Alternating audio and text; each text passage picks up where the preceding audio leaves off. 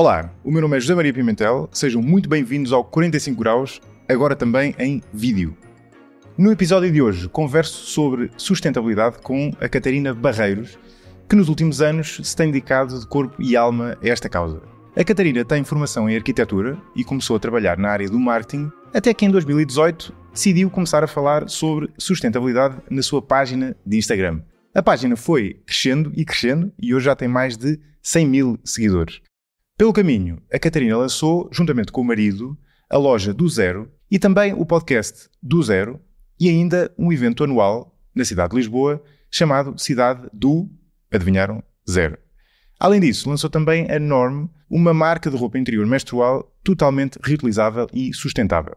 Esta conversa é o terceiro episódio de uma série de conversas que estou a gravar sobre ambiente e alterações climáticas. Vou intercalando estes episódios com outros temas, mas podem contar já para muito breve com outro episódio, desta vez sobre energias renováveis.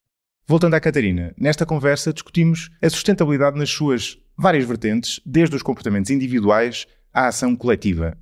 Começamos por falar sobre o que dizem os estudos sobre os nossos comportamentos individuais mais penalizadores para o ambiente. Desde o nosso consumo exagerado de carne na nossa dieta, ao desperdício, à nossa dependência exagerada do carro e ao nosso consumismo, que alimenta toda uma indústria que depois acaba por contribuir para as alterações climáticas e para poluir o planeta.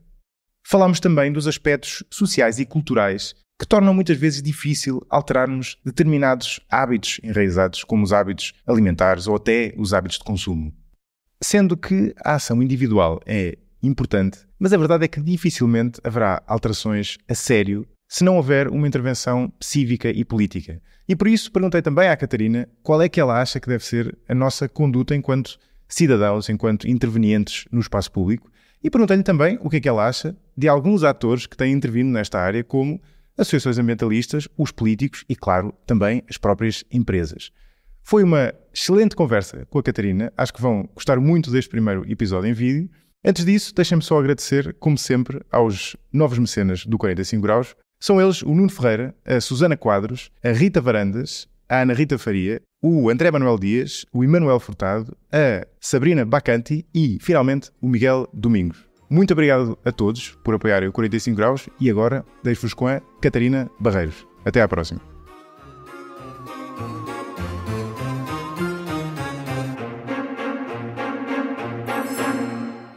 Catarina Barreiros, bem-vinda ao 45 Graus. Bem-vinda ao 45 Graus. Em vídeo. Em vídeo, verdade. Boa novidade. Tens a honra dúbia de estrear o 45 Graus versão vídeo. Sim. Olha, para começar, nós vamos falar de sustentabilidade, hábitos, e temos de falar como é que tu vieste aqui parar, não é? Como é que tu de repente vieste parar ao Instagram, ao podcast, à loja, ou à Cidade do Zero, não é? Como é que vieste parar a isto? Na verdade foi assim meio random, como a maior parte das coisas da minha vida. Comecei a pensar um bocadinho sobre isto do que é um estilo de vida mais sustentável, o que é sustentabilidade, mas eu não acreditava em nada do que via, sabes? Eu sou um bocado cética, então eu queria sempre estudar. E às tantas fiz um post no Instagram quando eu e o meu marido decidimos, que já que tínhamos casado e mudado de casa e mudado de hábitos, começar a nossa vida um bocadinho do zero, um bocadinho mais alinhado com os nossos valores, e pus um post no Instagram para os meus amigos a dizer: malta, vou começar a comprar a granel e vou fazer assim umas mudanças de vida. Eu acho que a maior parte deles achou: está bem, isto dura uma semana. Mas foi giro, foi assim, foi muito random, foi um post nas redes sociais. E a coisa começou por aí. E começou por aí, os amigos convidaram amigos, os amigos convidaram amigos e de repente somos 100 mil amigos. Sim, por acaso é incrível. E diz-me uma coisa, este episódio está inserido numa série de episódios que eu tenho estado a fazer com diferentes ângulos a propósito das alterações climáticas, mas a sustentabilidade vai muito para lá disso, não é? Sim, sustentabilidade, estamos a falar de alterações climáticas, obviamente, biodiversidade, de gás de efeito de estufa, tudo o que isso implica, mas também estamos a falar daquilo que é justo socialmente, não estamos só a falar daquilo que é ambientalmente factual e científico. A parte social é importante, a parte económica é importante, portanto não existe resiliência num sistema que está em constante falência económica, não é? Porque aí não conseguimos prover para as pessoas nem garantir a subsistência da biodiversidade e do planeta. Portanto é um conjunto de fatores, antigamente dizia-se que eram 3 pilares, os famosos ESG, não é? Do ambiente, o pilar social e o pilar económico, mas na verdade esta teoria dos pilares é muito mais dinâmica do que isso. Nós estamos a falar de dimensões em que entra a cultura, em que entra a qualidade de vida, entra um monte de coisas que não podem só ser colocadas em caixinhas, não é? Mas pronto, é assim, em geral falamos dos 3 pilares. Mas mesmo dentro do ambiental, tu tens alterações climáticas, Sim. tens biodiversidade, tu falaste agora, Sim. que não é a mesma coisa. Às vezes estão ligadas. Às vezes tem causas comuns, mas há outra parte das causas que não são comuns, não é? Sim, a perda da biodiversidade não tem só a ver com alterações climáticas. Sim. E tens também a questão da poluição, por exemplo, que também tem alguma sobreposição com as alterações climáticas, mas não vai falar disso, não é? Sim, é engraçado, porque nós ouvimos falar muito de alterações climáticas, se bem que eu acho que hoje em dia sustentabilidade é mais a palavra da ordem do dia, até está um bocado gasta e às vezes não muito bem. Sim, quer dizer tudo e nada, não é? Exato, porque é que quer dizer sustentabilidade? Eu trabalho nisto há 5 anos e eu continuo sem conseguir dar assim uma resposta que vá para além do que os livros dizem, não é? Portanto, é um bocado difícil definir o conceito de sustentabilidade, porque estamos a falar de uma estabilidade própria do nosso planeta que garante o futuro para todas as espécies, para todas as pessoas. Mas isso é super ambíguo, não é? E a verdade é essa, é que há distinções entre alterações climáticas puro e duro e biodiversidade. Aliás, há 2 COPs, há uma COP das alterações climáticas e há uma COP para a biodiversidade. Portanto, existem efetivamente várias coisas dentro da sustentabilidade, mesmo da ambiental, que é preciso avaliar. Sim. Tu começaste um bocado com esse ímpeto inicial e depois ao longo destes anos foste alterando uma série de comportamentos e tentando levar as pessoas também a alterar os delas, não é? Sim. Com base exatamente nessas preocupações. E qual é que é o sistema que tu tentas resolver, não é? Qual é que é a tua equação, não é? Obviamente não será uma equação a sério, não é? Mas o que é que está na cabeça quando tu pensas nisso? Ok, porque é que eu devo fazer esta mudança ou porque é que eu devo priorizar esta em detrimento de outra, por exemplo? O que é que está na balança quando tu pensas nisso? Para mim, eu sou uma pessoa muito científica e, portanto, para mim é muito... baseado em factos. Fact-based, exatamente. Ou seja... Existe um projeto que eu sei que tu reconheces, que é o projeto Drawdown, já veio cá o João Pedro Gouveia, que nos diz basicamente onde é que vai haver mais impacto nas nossas escolhas. E, portanto, eu tento fazer as escolhas de maneira informada a pensar onde é que eu posso gerar mais impacto. Mas, ao mesmo tempo, e como eu sou pessoa, tenho as minhas convicções e também tenho as minhas preferências e há coisas para mim que são mais fáceis de mudar do que outras, eu penso naquilo que me é mais fácil mudar, o que é que eu consigo mudar. Porque aquilo em que eu acredito com todas as minhas forças... Isso é interessante, a combinação entre o impacto e a execuibilidade, né, para cada um de nós. É isso mesmo, porque, bem ou mal, e eu acredito muito nisto, nós todos devemos fazer alguma coisa, mas a mudança não é apenas individual ou não é sobretudo individual. Eu acho é que aquilo que nós fazemos de mudança individual depois nos capacita, enquanto indivíduos que fazem parte de uma sociedade, de um escritório, do sítio onde se trabalha, que seja um escritório ou não, mas todos os nossos núcleos sociais a seguir à nossa esfera individual vão beber um bocadinho da nossa transformação pessoal e por isso é que eu acredito na mudança individual, porque essa mudança vai estimular uma mudança coletiva e essa é a mudança que nós precisamos, porque pessoas que estão mais capacitadas sobre pequenas escolhas individuais são pessoas que depois vão saber, assim de uma maneira muito básica, mas vão saber votar melhor, vão saber priorizar melhor medidas políticas e avaliá-las, vão conseguir exigir mais das suas juntas de freguesia, das suas autarquias, porque a mudança não pode ser só, de repente os consumidores mudam todos para shampoo sólido e portanto as marcas de shampoo decidem que afinal não vale a pena fazer líquido porque toda a gente mudou para sólido. Isso não vai acontecer da noite para o dia. Não é assim tão óbvia essa solução, se bem que obviamente enquanto consumidores temos muita força de mercado. Mas tem de haver uma ação maior para resolver este problema. Aliás, a maior parte dos gases de efeito de estufa estão associados ao setor energético. E a maior parte das pessoas não tem como fazer alterações de base em relação ao seu sistema de energia. Ou seja, tem de haver mudanças institucionais para conseguir... Sim. Já lá vamos, que eu queria falar contigo sobre isso. O Drawdown é um projeto muito interessante. Embora eu acho que os números deles são só para o efeito em termos de alterações climáticas, sim, não é? Só alterações climáticas. E aliás há um relatório também do IPCC, o 2022, que pela primeira vez tentou calcular o impacto desse tipo de medidas e que também acho que é só alterações climáticas. Mas também fala de algumas coisas na biodiversidade. Portanto, mas é um painel para as alterações climáticas. Claro que, como tu dizias, há uma sobreposição grande, não é? Mas há coisas, se calhar, que, por exemplo, a reciclagem, eu suspeito que a reciclagem tenha um efeito maior em termos de poluição, por exemplo, do que de alterações climáticas, embora também tenha, né? Sim, a questão dos resíduos tem a ver, na origem tem mais a ver com alterações climáticas por causa da produção de tudo aquilo que nós consumimos e muitas vezes daquilo que é os plásticos que implicam a extração de petróleo, não é? Portanto aí vai ter um efeito direto nos gases de efeito de estufa, mas depois vai ter um efeito na biodiversidade na parte do littering, não é? Certo. Quando existe, sobretudo no oceano, nós vemos muito isto, quando os plásticos no oceano matam animais e matam a biodiversidade, porque criam uma camada por onde o sol não passa e sem sol a fotossíntese torna-se quase impossível, não é? No mar. E, claro, tem consequências muito diretas na poluição, se bem que a poluição tem consequências também muito diretas nas alterações climáticas, portanto isto é uma pescadinha de rabo na boca. Sim. Não, claramente, ou seja, é difícil que haja uma coisa que não esteja nos 3 planos ao mesmo tempo. Podem não ter o mesmo peso sem dúvida, nas 3. Sem dúvida. É como o consumo de água, por exemplo. Nós quando calculamos a pegada de carbono de um produto ou de um serviço, calculamos o carbono, não calculamos a água, mas a água também é um fator que importa ter em conta. Exatamente. Olhando para os números do Drawdown e do IPCC, há aqui algumas coisas que vêm logo nos primeiros lugares. Isto por acaso é um exercício engraçado para mim, tem sido uma das boas razões para fazer estes episódios, porque a pessoa tem uma vaga noção, não é? Mas é completamente diferente tu vês os números e eles coincidem em alguns números, pelo menos no impacto, depois a execuibilidade é outra questão, mas por exemplo, desperdício alimentar, isso falávamos no episódio com o João Pedro, alimentação de base vegetal. Logo no top 3. Logo no top 3, né? Abdicar do carro, usar bastante menos o carro. Muito menos viagens de avião, né? E depois, claro, melhor isolamento e eletricidade sem ser com fontes baseadas em carbono, não é? Mas só a questão do desperdício alimentar. E da alimentação. Individuais que podemos tomar. Sim. E tem um impacto enorme. Segundo eles, tem um impacto gigante. Né? Tem. Ou seja, o desperdício alimentar, pelo menos da última revisão do Drawdown que vi, era o gesto com mais potencial para mitigação. Até 2050, que é o que eles avaliam. Estamos a falar qualquer coisa como 90 toneladas até 2050 a poupança, de evitar o desperdício alimentar como um todo.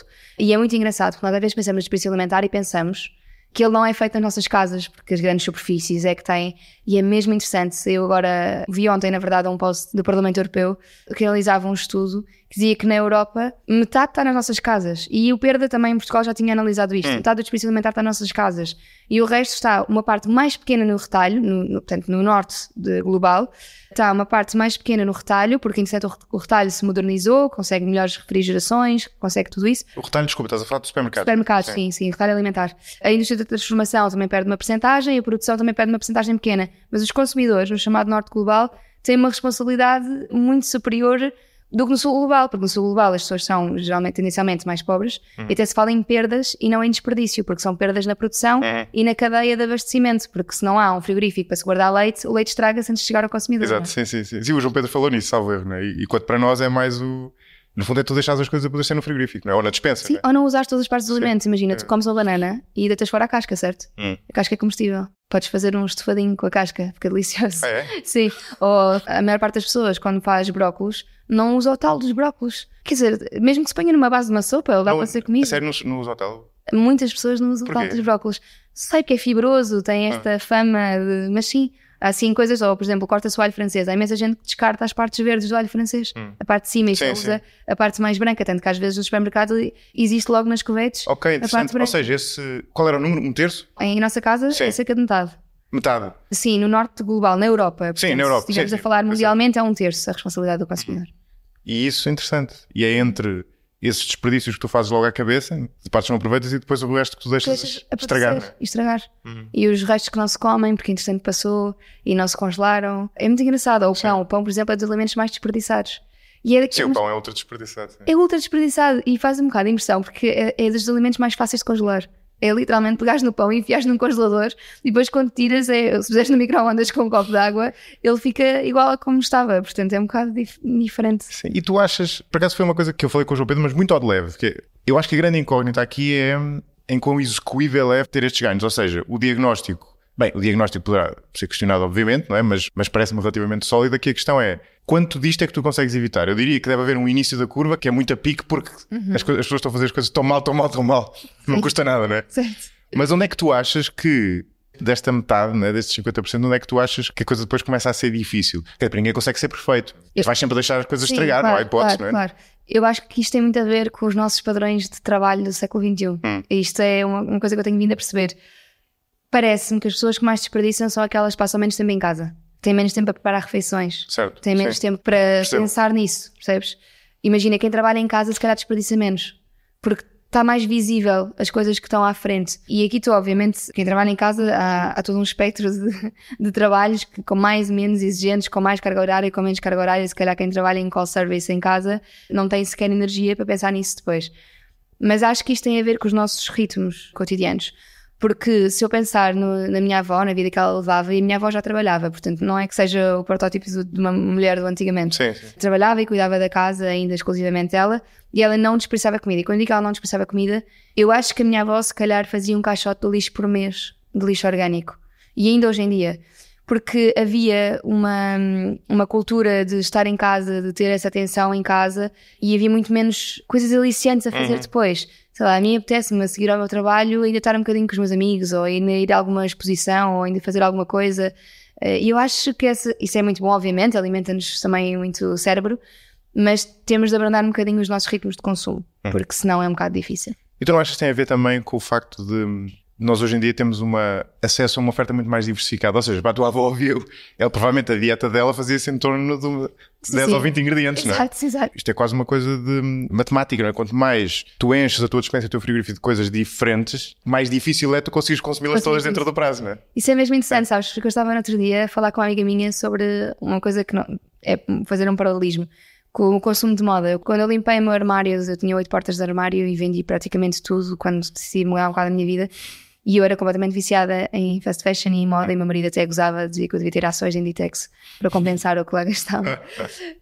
E eu, cada vez que tinha menos roupa, eu percebia que me ajudava a ter cada vez menos. Ou seja, parece que há uma clareza mental quando tu consegues ver tudo o que tens, sabes? Sim. Em que consegues usar as coisas porque não te esqueces, não há... Eu acho que o nosso cérebro tem um limite de coisas a que consegue estar atento nos vários segmentos da nossa vida. E nós começámos a consumir muito em todos, de género. Toda a gente tem muitas peças de roupa, temos muitos alimentos em casa, temos muitos jogos de tabuleiro. Por exemplo, no outro dia estava a olhar para mim e tenho um móvel de jogos de tabuleiro. E eu adoro jogos de tabuleiro, mas jogo sempre os mesmos, portanto não... Isso é um bocado absurdo, sim. É um bocado absurdo, e não é? com as crianças, por exemplo. E com as crianças, há uma sala de brinquedos e a minha filha quer sempre os Legos, graças a Deus. Portanto, é assim, é tudo muito. E isso é verdade, porque a minha casa, quando eu faço as listas de compras, aquilo que nós temos sempre que ter em casa são os básicos. São os legumes da época, são as leguminosas secas, que demolho, e que se aguentam imenso tempo na despensa, porque eu compro as leguminosas sempre secas e depois demolho, congelo, demolho, cozinho e congelo para quando precisar de usar. Leguminosas, grão, feijão. Grão, feijão, sim. Até ervilhas, tudo mais, tenho sempre tudo. Ontem estou a levar as ervilhas porque ontem nós temos um frescão de ervilhas secas. Mas, portanto, nós temos sempre estes básicos. E eu sei que mesmo que eu não tenha refeições planeadas para essa semana, eu com estes básicos, a massa, o arroz, o feijão e os legumes da época, eu consigo safar-me. Eu não preciso de ter tofus e seitãs e tempês, que são ótimos para acrescentar à dieta e diversificar um bocadinho, mas eu consigo safar-me com os outros. Portanto, nós temos a nossa despensa incluída nas gavetas da cozinha, o que faz com que não tenhamos imenso espaço também para termos demasiadas coisas. E eu acho que isso nos ajuda, porque a nossa despensa é um gavetão grande, mais uma gaveta em cima. E isso ajuda-nos um bocadinho a racionalizar as coisas que temos em casa e a não desperdiçar. Mas achas que isso dá-te uma espécie de paz de espírito? Ou seja, fazendo paralelo com a roupa. Ou seja, tu achas que com a roupa havia um lado de ti que convivia mal com aquilo, ou seja, como se tivesse ali Sim, porque eu adorava a moda e continuo a gostar muito, mas o ter muita coisa é uma decisão a mais que vais ter de tomar no teu dia. Ou seja, e olhas para aquela, desculpa, e se calhar olhavas para aquela coisa e dizias, ainda não usei isto, tenho que usar um dia desses. São micro-decisões e micro-sentimentos de culpa. Sim. Que é, eu comprei isto e ainda não usei, e estou a ter esse reality check, mas se eu ainda não usei, se calhar eu não devia ter comprado. E depois é aquele sentimento de, quero usar tudo o que tenho, mas a minha vida não são 365 dias por ano, não são 1000, portanto, vamos lá ter calma. Se eu tiver 20 pares de calças, eu praticamente uso umas calças 2 semanas e não as repito ao longo do ano, percebes? Portanto, temos de ter de abrandar um bocado isto, porque depois são micro-decisões que temos de tomar todos os dias, para além do nosso trabalho, para além da educação dos nossos filhos, para além do nosso ativismo político ou da nossa participação social. Sim. É tudo a somar decisões. E é difícil, depois estamos todos cansados e todos em burnout e todos com ansiedade e com depressão, são as doenças do século XXI. Eu acho que é por isto que nós temos opções, muitas opções. Essa eu já pensei várias vezes. Eu não conheço ninguém em Portugal que faça isto, mas nos Estados Unidos há pessoas que fazem aquela coisa de ter tipo um uniforme. Tens uma roupa que usas sempre. O Steve Jobs fazia isso. Exatamente. Sim, era a camisola de gola alta e as calças de ganga, ponto. O meu marido está sempre a dizer que... Aliás, o meu marido é um ótimo exemplo. Mas não faz isso? Não faz isto, mas... Está no caminho. Está no caminho. Ele gostava muito de fazer, mas basicamente ele tem uma porta de armário de 60 cm, onde em cima tem as camisas e os casacos. Na primeira gaveta tem as calças, os calções, os fatos de banho e a roupa de esporte. Na gaveta de baixo tem t-shirts, camisolas e é isto. Portanto, ele tem um armário pequenino. Ele abre o armário e ele vê tudo o que tem. E aí, os sapatos estão lá também, ou seja, os sapatos estão na parte de cima. Tem tudo, incluindo gravatos, tudo, está tudo ali. A única coisa que não está são meias e boxers, porque estão na casa de banho, que é mais prático. O resto está tudo ali. E eu acho que há uma certa paz de espírito. Ele tem camisas brancas, ponto. Os casacos são neutros, não há assim grande variação. E isso dá paz de espírito. E eu olho para mim e tenho muito mais opções e depois uso sempre a mesma coisa, que é a parte de cima, branca ou preta, calças de ganga ou calças pretas ou o que seja, e um casaco neutro. Portanto, é engraçado que eu gosto muito da variedade, mas é só para dias especiais. O resto do dia-a-dia acabo por sempre usar a mesma coisa. Portanto, porquê ter tanta coisa, não é? Sim, sério, bem jogado. O Obama também tinha uma coisa desse género.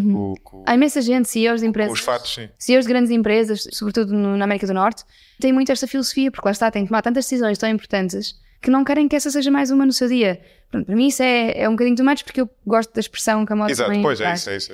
Mas é interessante pensar sobre isso, simplificar, não tem de ser um armário cápsula, não tem de ser sempre tudo igual, mas que nos traga paz de espírito de alguma maneira. Para algumas pessoas vai ser abrir e ver tudo o que tem, para outras vai ser ter um Excel onde sabem tudo o que tem e pensar logo nas coisas no Excel. Depende um bocadinho das pessoas. Essa é boa. Então, mas diz lá, quais são as... Nós já falamos aqui de algumas coisas, mas quais são os comportamentos principais para ti? Ou seja, os comportamentos que para ti têm mais impacto e que tu recomendas mais às pessoas, digamos assim. Ou seja, quais são as principais mudanças que as pessoas podem fazer? Eu dou sempre o exemplo do desperdício alimentar na alimentação de base vegetal. Pois. Sempre. Porque lá está, sou um bocadinho fact-based, gosto muito do projeto Drawdown e portanto para mim essa é muito óbvia. Eu sigo uma alimentação de base vegetal. E já agora, desculpa, para quem nos está a ouvir, descreve os benefícios Sim, da alimentação de base vegetal. Portanto, a alimentação de base vegetal... Não é necessariamente vegetariana, não é? Primeiro, não é necessariamente vegetariana. Estamos a falar de uma alimentação tradicionalmente mediterrânica e o tradicionalmente é importante porque a alimentação que nós fazemos hoje em dia, mesmo nos países do Mediterrâneo, já não é uma alimentação mediterrânica, é a alimentação que se fazia antigamente no Mediterrâneo. Portanto, estamos a falar de uma boa base de legumes, de leguminosas, de cereais e muito menos proteína animal. Portanto, se calhar falamos de uma quantidade pequena de leites e ovos, falamos de peixe, uma alimentação mediterrânica inclui peixe. Na minha opinião, acho que devemos ter algumas reticências em relação ao peixe, porque existe também pesca muito mal feita. Portanto, eu levo uma alimentação de base vegetal que é quase vegetariana, mas não estritamente vegetariana. Portanto, eu consumo ovos e laticínios.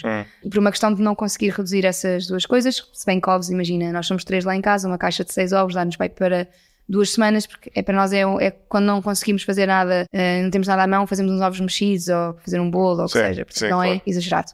Existe um projeto muito giro, para quem quer perceber um bocadinho melhor sobre a alimentação de base vegetal, que se chama Eat Lancet, que foi basicamente uma comissão que a revista científica da Lancet pediu para se responder à pergunta como é que se vão alimentar os 10 bilhões de pessoas que vamos ser em 2100 de maneira saudável e sustentável. Portanto, teria, ao mesmo tempo, não pode ser menos saudável para as pessoas para ser melhor para o ambiente. Tem de ser as duas coisas. O diagrama de Venn tem de ser o do meio.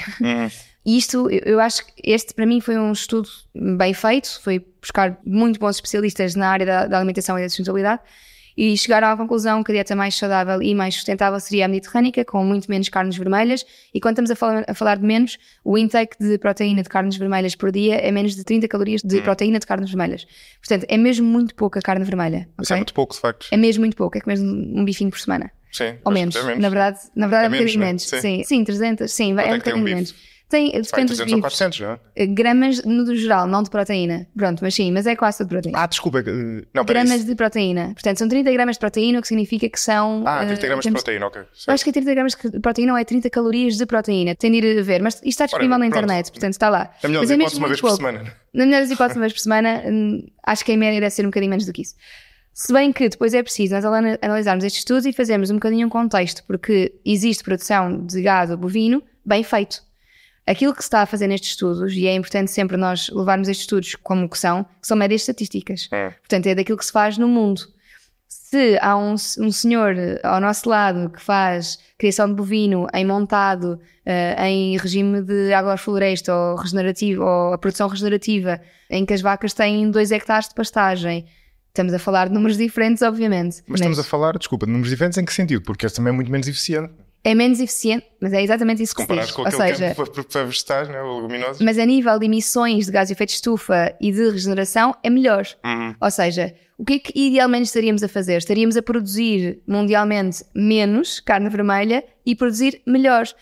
Depois vais-me dizer, sim, mas isso alimenta menos pessoas, certo, mas nós devíamos comer menos carne vermelha, portanto depois aproveitamos aquelas pastagens para produzir aquilo que devíamos estar a comer em maior quantidade. Certo. Pronto. Aquilo que estes estudos fazem são números globais de bovinos alimentados a soja, por exemplo, em que é preciso tu produzires a soja não para consumo direto humano, mas para alimentar uma vaca, portanto há perdas no sistema de eficiência também.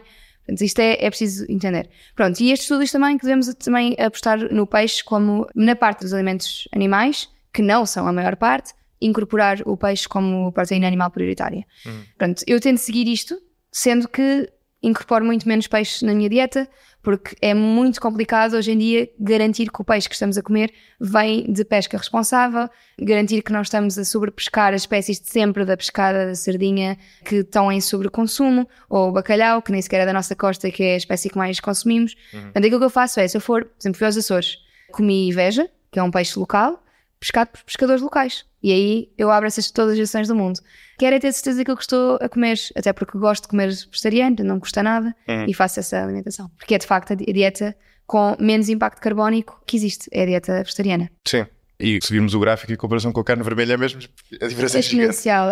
Há um estudo muito giro que é de 2 senhores, que é o Pur e o Nemeczek, que é de 2018. Já houve, entretanto, uma revisão em 2020, não por eles, mas por um italiano, que vai mais ou menos corroborar, até vai intensificar um bocadinho o resultado das análises deles, que dizem, basicamente fazem um estudo daquilo que são os alimentos com mais e menos pegada carbónica e que demonstram que a carne vermelha produzida da melhor maneira possível vai na mesma ter mais emissões do que vegetais. O que é muito interessante, porque isto é ciência a ser feita. Depois, claro, há pessoas que não gostam muito destes dados, mas são o que são. Não significa que não se possa produzir melhor em quantidades pequenas, numa escala diferente, mas no geral é isto que temos.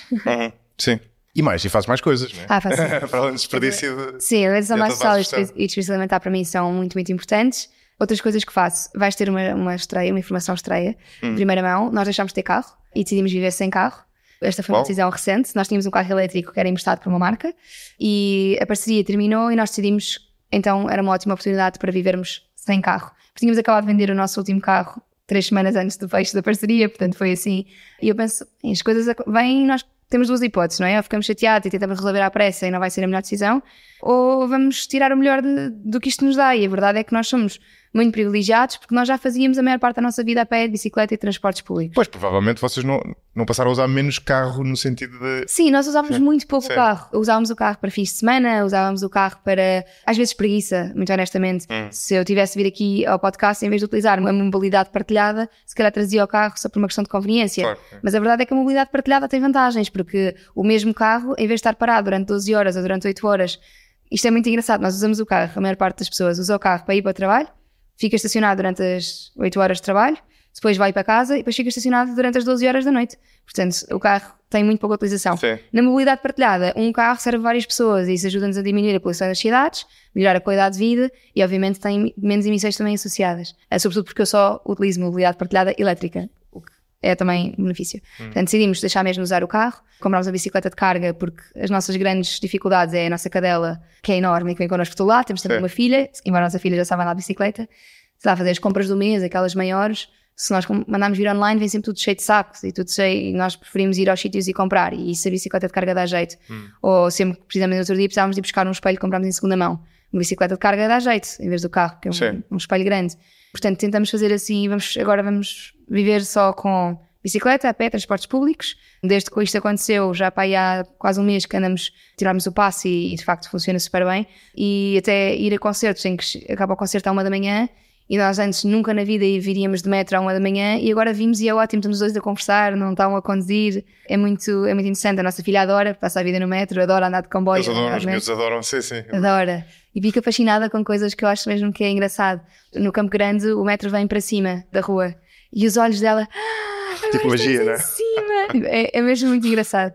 E levamos a bicicleta dela para andar de metro e depois sairmos do metro e ela está com a bicicleta. Portanto, é uma vida muito mais saudável, muito mais ritmada, mais lento, não é? Um ritmo mais lento e mais sustentável. Portanto, desculpa uma pergunta de cético, mas e de férias, como é que é? Essa é outra. Portanto, o que é que nós decidimos fazer? Porque nós também vamos de férias, também vamos fins de semana, os meus pais têm em casa a minha família do Fundão, não é? A família do João e da Alentejo, portanto nós precisamos de ir. Quando precisamos ir a sítios que são longe de género, se eu tiver de ir a Oeiras ou a Sintra ou o que seja, mobilidade partilhada, aqueles serviços de chamar um carro, que isto tem vários, não quero estar aqui a destacar nenhum. Podes dizer, não sei muito bem qual é a tua política. Nunca percebi porque é que não se podia dizer. Pronto, tipo as Ubers da vida e os Bolts e tudo mais, ou os táxis, e quando vamos de férias, alugar carros, renta-carros. E eu não sabia disto, mas por exemplo na Uber dá para alugar carros. A sério? Eles, portanto, é como a renta-car na mesma, mas o processo é todo pela aplicação, o que facilita. Portanto, alugar um carro. Sim. E acho que tenho uma amiga que há uns anos, não foi há tanto tempo assim, que ele quis fazer isso ele trabalhava perto de casa, quis deixar de ter carro e passar a alugar um carro quando precisava, e não conseguiu. Mas agora já há muita oferta, porque depois outro amigo meu, recentemente, disse-me que tinha alugado um carro baratíssimo. Sim, há muita oferta mesmo. Há muita oferta hoje em dia já, e ainda bem, sinceramente. Porque se nós começarmos a pensar nos custos que tem um carro, mesmo financeiramente, esta foi a melhor decisão que nós podíamos ter tomado. Porque comprar um carro, para nós fazia sentido ser um carro elétrico e tinha de ser um carro desse, tanto para fins de semana como para coisas mais pontuais. E isso significava que tinha de ser, sendo um carro elétrico com estas características, nunca ia ficar super barato. Então, entre a entrada que íamos dar para o carro, logo em entrada nós não gastamos sequer isso em 3 anos de mobilidades partilhadas e alugar carros. Depois mais aquilo que se tem que pagar todos os meses de crédito, porque nós no caso não tínhamos como pagar um carro a pronto. Quer dizer, é incomparavelmente mais barato. Para não falar de IUCs, para não falar de revisões, de inspeções, de caso seja carros a motor de combustão, há tantos gastos com carros. E depois é uma coisa, é um passivo, porque é, tu chegas ao stand, compras o carro, sais e desvalorizou para metade. Portanto, não é sequer um investimento racional e para a maior parte da população é o segundo maior investimento que fazem. Não gosto de chamar investimento porque investimento tem retorno, mas é a segunda maior compra despesa, que fazem. Sim. A segunda maior despesa para além da casa é o carro. E em Portugal então temos uma cultura enorme de usar o carro. E somos um país de pessoas que não ganham assim tão bem. Portanto, deixar de ter carro, na verdade, para nós foi uma decisão que começou por ser de necessidade imediata e de repente começámos a perceber que era melhor para tudo. Para a nossa qualidade de vida, para a nossa saúde, passámos a andar muito mais de bicicleta, mais a pé, para o nosso orçamento familiar. Portanto, tem corrido bem. Sim, andar de bicicleta, por exemplo, nós estávamos a falar disso há bocado em off. É muito mais agradável do que andar de carro, não é? Muito mais agradável. Eu e o João já experimentámos, por efeitos de publicações nas redes sociais, o João ir de carro e eu fazer de bicicletas de mobilidade partilhada, as giras em Lisboa, fazer exatamente o mesmo, ir até ao mesmo sítio. E eu, entre o estacionamento, o arranque, eu cheguei 10 minutos mais cedo. Com um percurso que demora 20 minutos, 30 minutos da nossa casa até ao Saldanha, o João demorou mais 10 minutos do que o de bicicleta. Porque ele depois teve que estacionar. Ele teve que estacionar. Claro. E depois, lá fala o custo. Sim. Ele teve que estacionar e pagar estacionamento. Exato. Portanto, para além disso, sendo que no caso as bicicletas partilhadas de Lisboa estão incluídas no passo de 30 euros. Portanto, anualmente podemos andar com as bicicletas à vontade. No caso, nós também temos uma bicicleta nossa, que usamos sempre que não existem bicicletas partilhadas disponíveis para ir a algum lado, que também acontece. Sim. Ou às vezes o sistema está em baixo, dá jeito de ter esse plano B, mas a bicicleta é uma opção mais saudável, mais sustentável e mais agradável, sinceramente. É muito melhor ir de bicicleta. Sim. Quer dizer, quando está a chover não tanto, não é? Sim, mas sei lá, mesmo com uma capa da chuva também não chove assim tanto. Nós tivemos felizmente muita chuva este ano, mas não chove assim, não chove 100 dias por ano em Lisboa. Sim. Quando tiver a chover muito apanhas um Uber, não é? Exato, se tiver a chover muito é exceção. Sim. Portanto, senão está tudo bem. Sim, exato, né? Tu não és...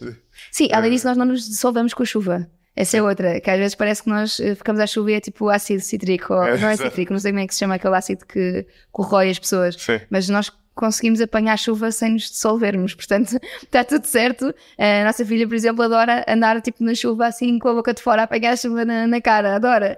E está tudo bem, depois seca. Não, nós às vezes estressamos com coisas que Sim, mas acho que a nossa cultura não tem uma ligação grande aos elementos, não é? Nós não gostamos. Sim, eu acho que para mim é aquela coisa dos avós que quando veem que a Graça está a brincar à chuva, ai meu Deus, ela vai ficar constipada. Os meus não se constipam por andar ao ar. Sim, pois nem para apanhar frio, constipam-se por causa de viroses. Portanto, são elementos virais que passam de... Sem vírus não há constipação. Exato. Portanto, é engraçado para dizer, ai, coitadinha da miúda, está aí à chuva. Ela está a rir-se, a brincar e divertida. Coitadinha, porquê? De quem, não é? Mas... Eu nestes workshops de pensamento crítico eu tenho dado no módulo 2, que era sobre causalidade, eu começava sempre a pregar uma partida a quem estava na audiência, que era dizer, no outro dia apanhei uma constipação, daqui a uns dias e tal, passei um bocado mal, porque é que terá sido? E variava, mas normalmente havia alguém que levantava a mão e dizia, porque apanhaste chuva, apanhaste frio. Pode ter sido, mas não foi isso só. Não foi só isso, isso pode ter baixado um bocadinho as na melhor sim, na pior das hipóteses não pode ter sido só isso. Exato. Mas é engraçado. E também, às vezes, nós vivemos felizmente no século XXI, temos medicina moderna à nossa disposição, à partida não morremos de uma constipação. Sim, exato. Portanto, sim, pode ser um bocadinho mais chato, mas sei lá, no caso da minha filha, se calhar ficam alguns dias em casa nas mimocas com os pais e, quer dizer, quando não tens de trabalhar ou com os avós, e pronto, e está tudo bem, ninguém faz parte. Sim. E as crianças é um bom ponto para uma coisa que eu estava para te perguntar há bocado, que é, estas mudanças são todas, ou são algumas delas difíceis de fazer por vários motivos, não é? E, por exemplo, no que toca a mudanças de hábitos, da alimentação, da moda que falávamos há bocadinho, ou das coisas a mais que nós temos em casa, por exemplo, às vezes é mesmo muito difícil desbloquear as coisas quando são hábitos culturais, por exemplo. E, por exemplo, no caso das crianças, eu vejo isso com as minhas filhas, elas têm claramente coisas a mais e é uma torrente que eu não consigo parar. Nem eu. E a minha preocupação em pará-la não é só ambiental, digamos assim, é um bocado aquela coisa do desperdício faz um bocado de impressão, não é? Sim. Eu adorava ter uma resposta para ti, juro, adorava, porque eu também não consigo, imagina. Nós, até ao dia, não comprámos brinquedos para a nossa filha porque toda a gente enche de coisas e nós temos brinquedos nossos quando éramos pequeninos, portanto, nós o que pedimos sempre à família é não lhe deem mais brinquedos, deem livros, se tiverem na dúvida, deem livros. ou deem experiências para ela ir fazer cerâmica, ou ir fazer alguma brincadeira ao ar livre, ou fazer... Essa é boa, sim, essas duas são boas. Só que nós pedimos sempre, ofereçam tempo de qualidade. Por exemplo, os meus sogros ofereceram as aulas de natação e são os meus sogros que vão com ela à natação. Ou a minha mãe já ofereceu uma experiência deles irem ao Museu dos Costos, em que andam, e depois aqui, ainda bem que não foi comigo que isso faz um bocado de confusão, dos costos com os cavalos, tipo a Terreira do Sol, mas enfim, não, às vezes sério? faz um bocado de confusão. Mas eu andei a cavalo durante imenso tempo e a minha filha também anda e gostamos imenso, mas acho que há limites àquilo que cavalos ao Terreiro do Sol com uma carroça em cima, acho que temos... Depende da altura do ano. Mas ela foi e adorou porque ia com uma princesa, porque era uma senhora vestida de princesa, e a minha mãe ofereceu esta experiência aos netos e foi com eles. Portanto, para além de ter sido uma experiência que lhes ficou para sempre marcada, foi o tempo de qualidade entre a avó e os netos. Sim. Ou eu ofereci ao meu sobrinho aulas de culinária porque ele queria imenso aprender, então foi fazer aulas de pastelaria e aprender a cozinhar e ele adorou. Portanto, acho que há estas experiências todas que nós podemos dar que são muito mais ricas do que mais um presente, mais um brinquedo, até porque o exponencial de felicidade, quando passas de 1 para 2 ou de 2 para 20, não é? Claro. O 19º para o 20º já não há quase incremento de felicidade. Portanto, isto é teoria económica, não é? Portanto, não é... A utilidade marginal é muito baixa. É muito, muito baixa. Marginalmente não ganhas nada com isso. Se calhar ganhas muito mais em... Esse é um bom ponto, sim. Em brincar com os miúdos. Já estou a recolher argumentos. Mas é interessante. Eu também não consigo controlar sempre. Acontece sempre na altura do Natal ela ficar com brinquedos a mais, mas nós temos essa política, eu falo dela abertamente, de ela não ficar com tudo. E ela própria sabe disso. Ela adora as coisas que recebe e ela percebe que há meninos que não têm brinquedos e nós damos a esses meninos, ou que às vezes há um brinquedo que nós achamos que pode ser muito giro para oferecer a um amigo dela que possa gostar muito, sei lá, de dinossauros e receber alguma coisa relacionada com dinossauros ou relacionado com a Patrulha Pata e há uma amiga dela que gosta da Patrulha Pata. E nós guardamos e depois oferecemos. Portanto, não é... É bom financeiramente, é bom socialmente, é bom a todos os níveis, mesmo, por exemplo, a roupa em segunda mão. Eu só compro praticamente roupa em segunda mão à minha filha, faço mini exceções para algumas marcas nacionais, porque também gosto de apoiar, que fazem um bom trabalho a nível de sustentabilidade, responsabilidade social e ambiental. Mas ela já pega na roupa, se for nova, e diz, e era de quem? Era de que menina que era que esta t-shirt? Porque ela já sabe que há uma história associada às coisas, e isso não é mau. Eu lembro-me da primeira vez, quando comecei a dizer à nossa família que nós não íamos comprar roupa nova, mas coitada Nila, não vai ter nada novo. Mas coitada porquê? Porque aqui interessa ser novo ou não ser novo, não é? Para ela há uma história nas coisas e depois ela passa a roupa dela a outros amigos dos nossos filhos e há um carinho, para quem é que vai? Agora vai para a Carlota, agora vai para a Francisca e depois ela vê os dos filhos dos nossos amigos com a roupa e vês, isto era meu, que giro, pronto. E é uma relação que se constrói disso. A roupa não é só a utilidade de vestir, também tem este attachment emocional e os miúdos percebem isso e não se sentem coitadinhos se nós não os fizermos sentir coitadinhos. Claro, portanto, sim. A questão, eu acho que isso é cultural e na verdade tem a ver com... Liga a outros obstáculos nesta área, que é antigamente havia uma escassez de materiais, sim. Tanto que mesmo em famílias relativamente privilegiadas era normal as roupas passar de irmãos para irmãos. Certo. As pessoas cresceram nesse ambiente, ou seja, na melhor das hipóteses, cresceram nesse ambiente. Yeah. E portanto agora não vais deixar de dar coisas novas aos teus netos, por exemplo. Sem dúvida. Eu fui a terceira e eu usei roupa dos meus irmãos, eu sou a única rapariga. Sim. E usei roupas de toda a gente. E sempre teve tudo bem, porque como eu já era a terceira, já era a passagem uns para os outros. Ainda assim tive algumas roupas novas, o que seja. Mas eu acho que há por exemplo, a minha avó não lhe faz confusão remendar roupa e tudo mais, mas a roupa em segunda mão faz alguma confusão. Porque para a minha avó, que é de uma aldeia pobre e nunca viveu com imensas possibilidades, isso é um trigger para aquilo que foi uma infância difícil. Isso, exato. Sim. Então eu percebo. E eu não levo a mal a minha avó a dizer coitadinha, mas levo a mal a minha mãe a dizer-me coitadinha. Sabes? Porque, quer dizer, nunca passámos necessidades e nós também usámos roupa passados uns para os outros. Sim. Então eu consigo perceber que existe um Portugal rural envelhecido para quem isto é um problema e com razão, porque para eles fizeram um esforço para ultrapassar essas barreiras para os filhos deles. Portanto, nós estamos a querer voltar atrás. Quer voltar atrás, sim. O que eu acho que esta geração, provavelmente, não é tão fácil, a maior parte da geração perceber, é que nós hoje em dia temos à nossa disposição muito mais opções de segunda mão e há muito mais consumo. Porque para a minha avó isto é uma questão difícil, mas ela sempre comprou na modista porque nunca comprou mais do que uma peça de roupa a cada 2-3 anos. Portanto, também não comprava roupa ao desbarato em quantidades enormes que iam depois encher o deserto do Atacama de roupa, percebes? Portanto, essa não era a realidade dela. Por isso, a realidade dela faz sentido, que era comprar uma boa peça de roupa feita numa modista para lhe caber, para lhe ficar bem, sim, uma vez a cada 2 anos. E isso seria um consumo sustentável. Ela não precisaria da segunda mão para isso. Portanto, quando sim, as peças lhe chegavam em segunda mão, que usava as roupas em segunda mão, imagina uma peça de roupa que foi usada durante 20 anos por alguém e depois é passada em segunda mão para uma pessoa como diz a minha avó, pobrezinha. E aí já não chegava em bom estado. Portanto, isso era a roupa de segunda mão que eles estão habituados. Não é a realidade hoje em dia. Sim, era bastante diferente. Sim. E eu acho que há outro desafio também, não para a geração dos nossos avós, mas mais para as gerações, ou por outra, se calhar também, mas menos visível aí, e que na verdade, de novo, tem a ver com, acho eu, com outros desafios em muitas áreas, até, por exemplo, em termos hábitos melhores para a nossa saúde, que tem a ver com o nosso instinto e com a maneira como nós fomos programados pela evolução, digamos assim, não é? Por exemplo, porque é difícil nós controlarmos para não comermos muito açúcar, não é? Sim. Nós evoluímos para, quando há uma fonte de alto conteúdo de hidratos de carbono, nós consumimos aquilo que aquilo é uma fonte de energia rápida. E da mesma forma... E a carne, a mesma coisa. A carne a mesma coisa. Desenvolver-se. Exatamente. E a carne a mesma coisa, o que é muito calórico e tem gordura. Sim. O cuidar das crianças é a mesma coisa, não é? Nós somos uma espécie altricial, não é? Nós estamos completamente focados nas crianças e queremos apaparicá-las, não é? E é muito difícil. Então, da mesma forma que esse instinto de comer açúcar funcionava bem quando tu apanhavas uns frutos silvestres e umas frutas de vez em quando, já não funciona tão bem como vais ao supermercado e tens lá bolos.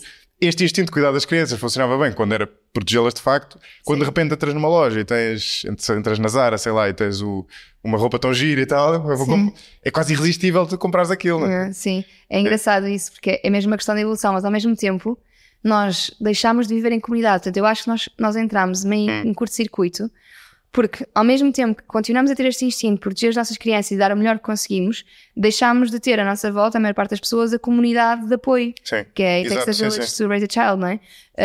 E quando não temos uma comunidade forte, temos muita coisa à disposição, eu acho que nós tentamos compensar uma coisa com outra.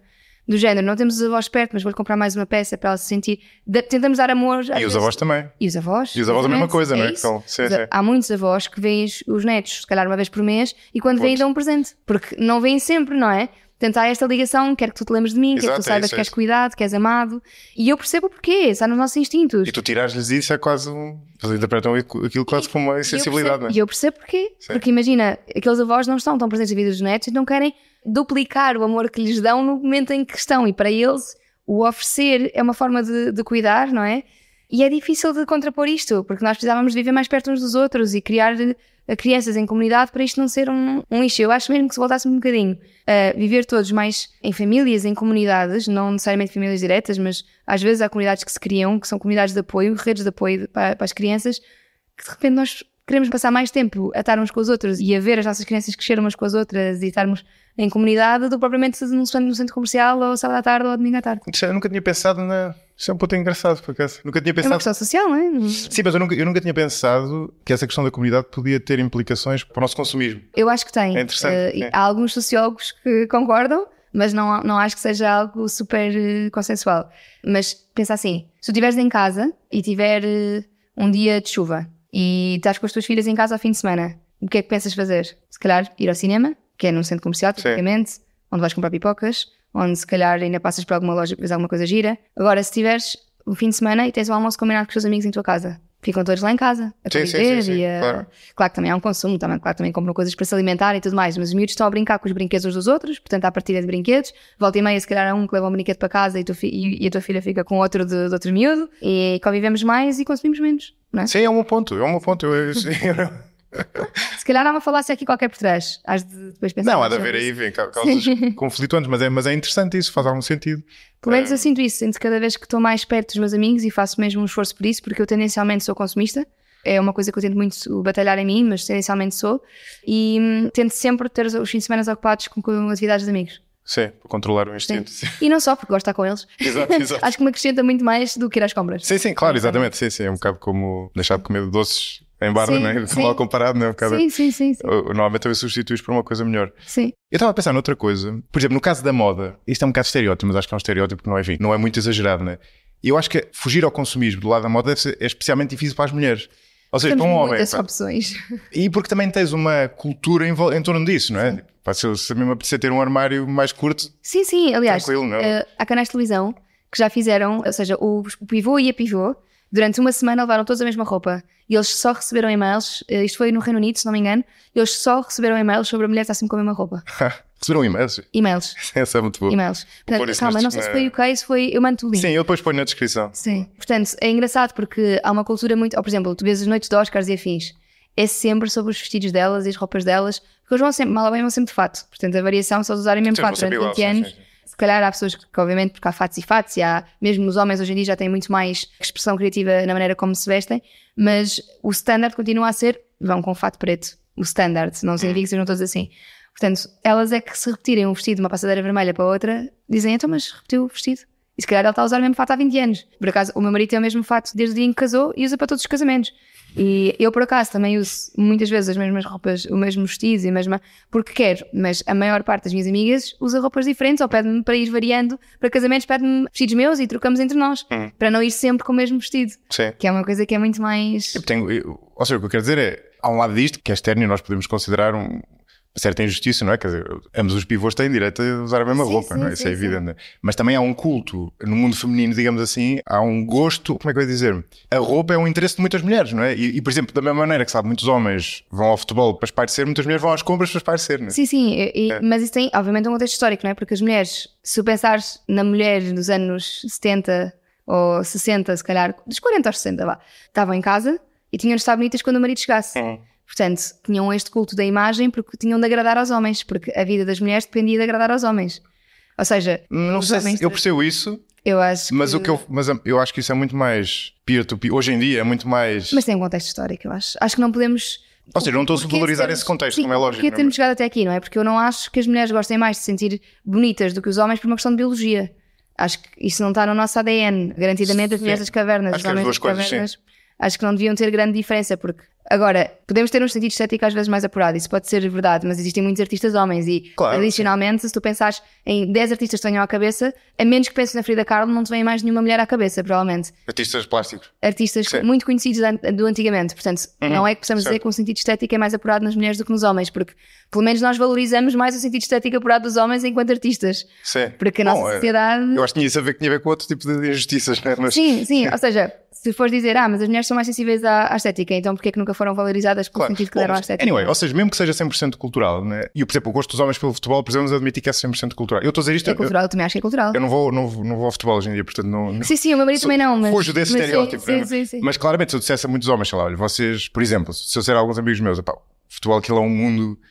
de fugir, que é uma das razões pelas quais eu deixei de ver futebol, deixa de ir ao estádio, né? E eu dizia, não, aquilo é o meu momento de relax semanal, não é? Sim. E para muitas mulheres o momento de relax é o momento de ir às compras, né? São as endorfinas, porque exatamente. Os homens é a testosterona, não é? É o comportamento de grupo, os canos vocais. Sim, acho que o lado grupal é forte, sim. As mulheres também querem não sei se são endorfinas, são dopaminas, não percebo muito o assunto, confesso, mas há qualquer coisa no nosso cérebro que nos faz ir à procura daquela felicidade instantânea. Sim. E se calhar essa felicidade instantânea para as mulheres tem a ver também com o consumo da roupa, e eu acredito que sim, já nos está muito enraizada, já está muito em nós, mas hoje em dia também os homens cada vez mais gostam mais de se arranjar, de se vestir. Sim, claro. Mas acho que está muito desassociado a um fenómeno histórico. Porque havia esse reconhecimento quando o marido chegasse a casa, estás tão bonita hoje, é um vestido novo, sabes? Sim. E o cérebro começa a descolar. Hoje em dia, acho que já não nos vestimos para os homens, muito honestamente. Aliás, às vezes, quando o João não gosta de alguma coisa, eu acho que ainda uso com mais orgulho, porque quer posso, e mando no que eu visto. Não, estou a brincar. Não, obviamente que também me interessa o que ele diz. Mas acho que já não nos vestimos para os homens, mas continuamos com esse reconhecimento do nosso cérebro instantâneo da gratificação de vestir uma peça de roupa e sentirmos mais bonitas. Portanto, acho que sim, acho que existe essa ligação. E depois é difícil fazer tu conseguiste fazer essa transição, não é? Sim, consegui, porque não foi transitório para mim, foi uma paragem abrupta. Vendi 80% do meu armário e não voltei a entrar numa loja de fast fashion, porque senão eu não confio em mim. Porque por muito que eu saiba os motivos que me levaram a deixar de consumir fast fashion, às vezes há um instinto de facto que o meu cérebro vai puxar para mim, portanto eu nem vou. Sim, e encontraste coisas que te realizam mais do que isso, no fundo. Sim, absolutamente. Isso é muito importante, nós ocupamos o tempo com coisas que efetivamente nos deixam felizes. E às vezes o deixar feliz, por exemplo, para mim a música ajuda-me imenso. Eu toco piano desde que sou mínima e voltei às aulas de piano há um ano e tal, 2 anos, porque acho que me preenche muito e me ajuda muito nos momentos, mesmo em binge eating, sabes? Aquela coisa de ir ao frigorífico, porque eu trabalho muito em casa. Então muitas vezes tenho aquele ímpeto de ir ao frigorífico, sim. Sabes? E às vezes não tenho fome, estou só aborrecida. Exato. Portanto, ir para o piano ajuda-me um bocado. Engraçado, essa também é uma boa dica também. Sim. Ou esses 5 minutos para o sol, só. Varanda, tinha sol. Ajuda essas coisas pequeninas. Sim, havia alguém, já não sei onde é que eu vi isto, e não tenho certeza que fosse só em relação à comida, mas era um truque que eu achei engraçado, que era quando tu tens esse impulso, a pessoa dar 5 minutos. Mas o problema são esses 5 minutos. Para lá dos 5 minutos. O meu problema são esses 5 minutos, sabes? Que é, se eu aguentar para lá desses 5 minutos, já passou. Passou. Só que o aguentar esses 5 minutos é uma nervoseira para mim, por isso piano. Exato, sim. Pois, quer dizer, se os 5 minutos for a pessoa estar... Tipo, são um terror para mim, são um terror. Sim, fico sentada a pensar. Com o relógio a contar, não é? Ainda hoje, tipo, queria imenso comer chocolate. E estava tipo, quero imenso comer chocolate. E queria um tipo de chocolate que eu geralmente não tenho em casa, que é aquele chocolate mesmo mau. Eu gosto de comer chocolate bom, porque gosto, tipo, aquele vinho do bar, chocolate preto com flor de sal, é mesmo bom. Mas apetecia mesmo aquele Kinder, sabes? Tipo, e eu pensei, eu vou sair de casa para ir comprar, tipo, já está a níveis absolutamente catastróficos. Estou mesmo com vontade de comer aquele tipo de chocolate específico. E estava sentada, estava a tentar trabalhar e eu só via à minha frente ovos Kinder, sabes? E eu culpo a Páscoa por isto. Porque ofereceram muitos ovos Kinder e eu culpo a Páscoa. Mas pronto, depois lá me distraí, fui até à varanda, fiz um chá, distraí-me, respirei fundo e depois voltei a trabalhar mais concentrada. Sim. Essa é boa. Só acho engraçado tu admitires essas dificuldades, isso é interessante. Eu tenho imenso. Sim. Vivo imenso com um problema comigo própria, porque eu sei o que é mais responsável, mais sustentável, o que é que eu devo fazer. Como todas as pessoas, eu acho que eu não sou muito diferente de 99% das pessoas. Mas às vezes quem está na tua posição parece que tem um discurso moralista, não é? Pois, mas não, acho que esse discurso não pode, até porque as pessoas não podem ser culpabilizadas por tudo, não é? Nós temos indústrias que são altamente poluentes e que fogem às...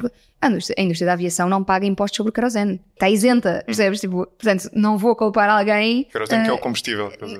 Que anda de carro e que paga taxas sobre o combustível altíssimas que se calhar são metade daquilo que... Sim, e depois tens... Lá está, as pessoas têm, por trás dessa vontade, muitas vezes têm razões que são compreensíveis, ou da nossa evolução... Claro, ou da vida delas. Ou da vida e do historial delas. Por exemplo, o carro em Portugal, uma das barreiras as pessoas deixarem de usar carro e usarem transportes públicos é que o carro está associado a tu subires na vida, não é? Claro. Há uma diferença percepcionada, enfim, em grande medida real, não é? Entre as pessoas que conseguem usar carro e aquelas que estão condenadas a andar de autocarro, não é? Certo. Então certo. Quando a pessoa consegue sair do autocarro e passar... Querem a liberdade do carro. Tu dizes de repente, não, agora vais continuar a andar de autocarro. Ou usa a bicicleta, que é tão fixe. Exato. A pessoa diz, não, quer dizer, eu lutei a vida toda para... Agora vou subir na vida. Sim. Mas sabes que isso também está muito associado à nossa falta de investimento da ferrovia e enorme investimento em rodovia. Sim. Porque se tu conseguisse ir a todo lado e fazer tudo de comboio, no centro da Europa, o comboio é a primeira escolha para viagens, não é a segunda. Sim. É a primeira. E há uma frase que é: um país desenvolvido é aquele em que os mais ricos andam em transportes públicos, não em que os mais pobres têm um carro. Sim. Porque um país desenvolvido é aquele que tem infraestrutura disponível para que toda a gente tenha acessibilidade e que faça a sua vida sem ter de gastar dinheiro num transporte individual. Porque um transporte individual é das coisas que, em termos de sociedade, faz menos sentido no mundo. Faz menos sentido para as pessoas, porque gastam mais dinheiro. Faz menos sentido para a sociedade, porque não se estimulam as ligações, as redes, não é? Sim, isola as pessoas, não é? Sim. Exatamente. Isola muito mais as pessoas, tens um transporte individual do que um coletivo. Portanto, e não faz sentido financeiramente para as famílias. O problema é que tu tiveste 20 anos em que estiveste consistentemente a investir em rodovia. Por exemplo, agora vou ao Fundão e há autoestrada direta para chegar lá. E antigamente não, antigamente demorava-se 4 ou 5 horas a chegar ao Fundão. E agora demora 2, certinho, a chegar lá. Mas se eu for de comboio, eu vou ter de parar em Castelo Novo. Só há um senhor que faz táxi e que pode ir buscar de Castelo Novo para me levar até à terra da minha avó, que é na Ataleia do Campo. Portanto, se eu quiser ir para o Fundão, e tive essa experiência a semana passada, porque eu tive de ir para lá dar uma palestra, eu tenho casa no Fundão, 15 minutos do Fundão, na Ataleia do Campo, e eu não pude ir de comboio. Porque eu não tinha horários para conseguir chegar a Castelo Novo de autocarro, o senhor ainda estar a fazer serviço de táxi, porque eu ia chegar à 1 da manhã e ele não estava a fazer serviço. Se eu fosse de bicicleta, porque essa era uma pessoa que nós estávamos a estudar, levar a bicicleta no comboio e ir, eu ia demorar 2 horas de bicicleta, porque aquilo é serra. Da minha bicicleta nem sequer tinha carga para aguentar e eu não tenho estofo para aguentar serra durante 2 horas. Portanto, eu depois não conseguia sair da minha casa da Atalaia, ir até ao Fundão dar a palestra e depois apanhar outra vez o comboio. Ficava 5 horas à espera e também não dava. Mas quer dizer, nós podíamos ter resolvido isto com os chamados light railways, não é? São os comboios que fazem as ligações mais pequeninas, um bom investimento da nossa ferrovia, com eletrificação, com automação. E existem pessoas a falar disto em Portugal há anos e anos. Tens especialistas de mobilidade, tens o Mário Alves, tens o Carlos Gaivoto, que há anos que têm soluções para as coisas. O problema é que não se faz, porque dizeres em Portugal, politicamente, que vais investir na ferrovia e deixar de investir no carro, tu não tens ninguém que vote em ti. Não tens. Porque as pessoas ainda não perceberam que esta roda de hamster a que foram habituadas é pior para elas. E pensam que quando estamos a tirar direitos aos automobilistas e às pessoas que conduzem, estamos a tirar direitos às pessoas. E a verdade é que nós queremos dar mais direitos às pessoas. A todas as pessoas, em todos os sítios do país. Porque há neste momento uma discrepância enorme entre o que é o Portugal rural e o Portugal urbano. Porque não temos acessibilidade que ligue os dois.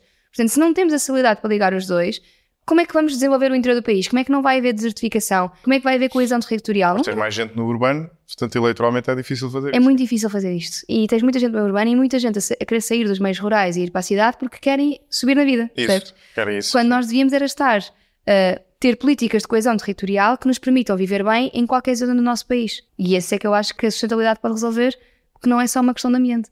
É uma questão de melhorias na acessibilidade, melhorias no nosso estilo de vida, na habitação. Porque se tiveres um comboio ultra rápido que faça Lisboa-Coimbra em 40 minutos, qual é a diferença entre viveres em Coimbra ou viveres em Cascais? Sim, claro, exatamente. Portanto, de repente, abre-se uma oportunidade de habitação na maioria do país, se tiveres acessibilidade de qualidade. Sim, é como é isso. As cidades europeias que as pessoas vivem muito fora da cidade, mas tem um comboio qualquer que faz a ligação diária. Né? Verdade. Londres, por exemplo. Já deixaste de ir a Londres, é isso que eu ia dizer, já deixaste de ir a Londres porque vais para Stansted, por exemplo. Não, porque há um comboio que liga... Que é o ou mais longe até, sim. Por acaso não sei se é mais longe, mas é super longe, é 1h30 do centro da cidade.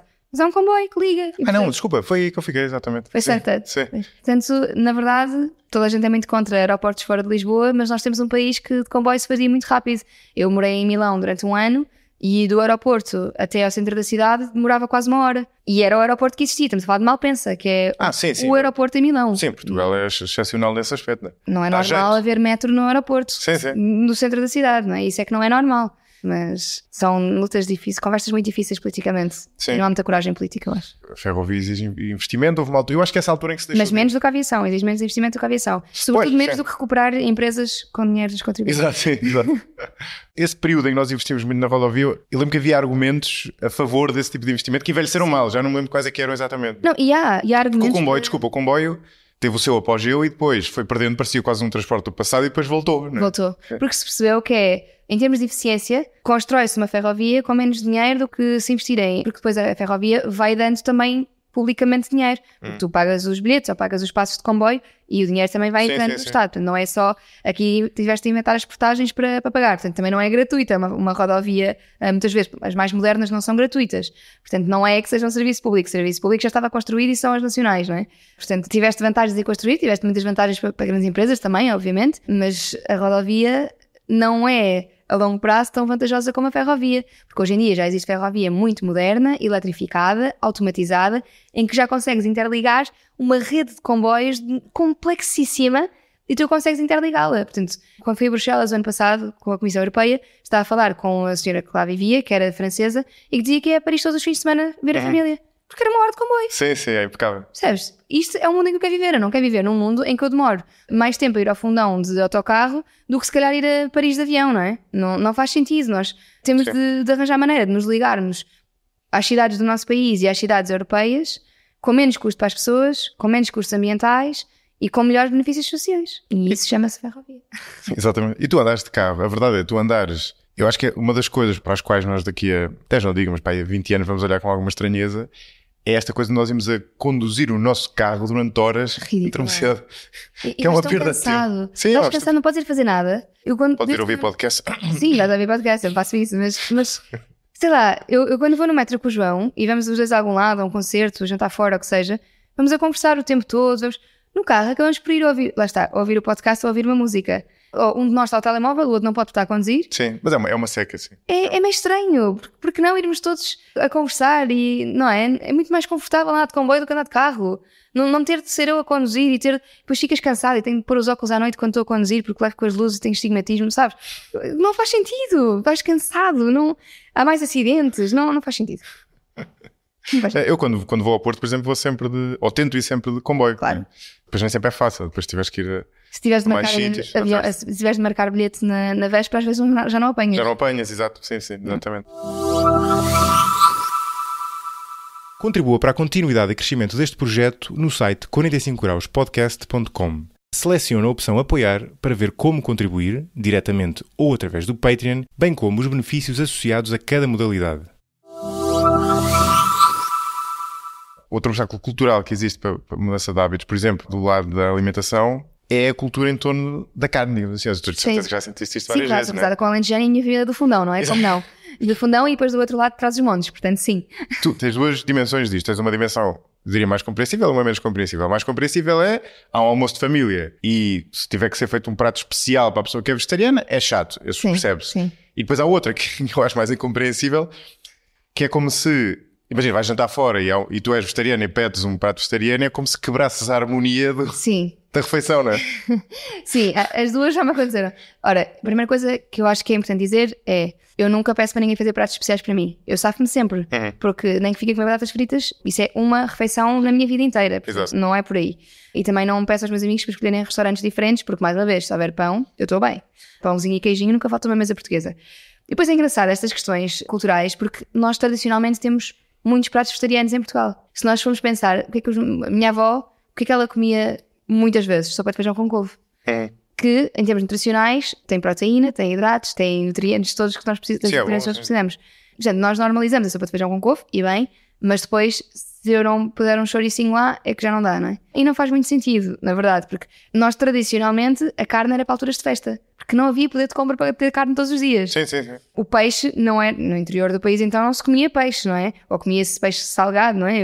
Mas não era sempre. A minha avó, o que comia mais era as leguminosas e os legumes, e comia a carne dos enchidos, porque são os restos, que era o que era mais barato.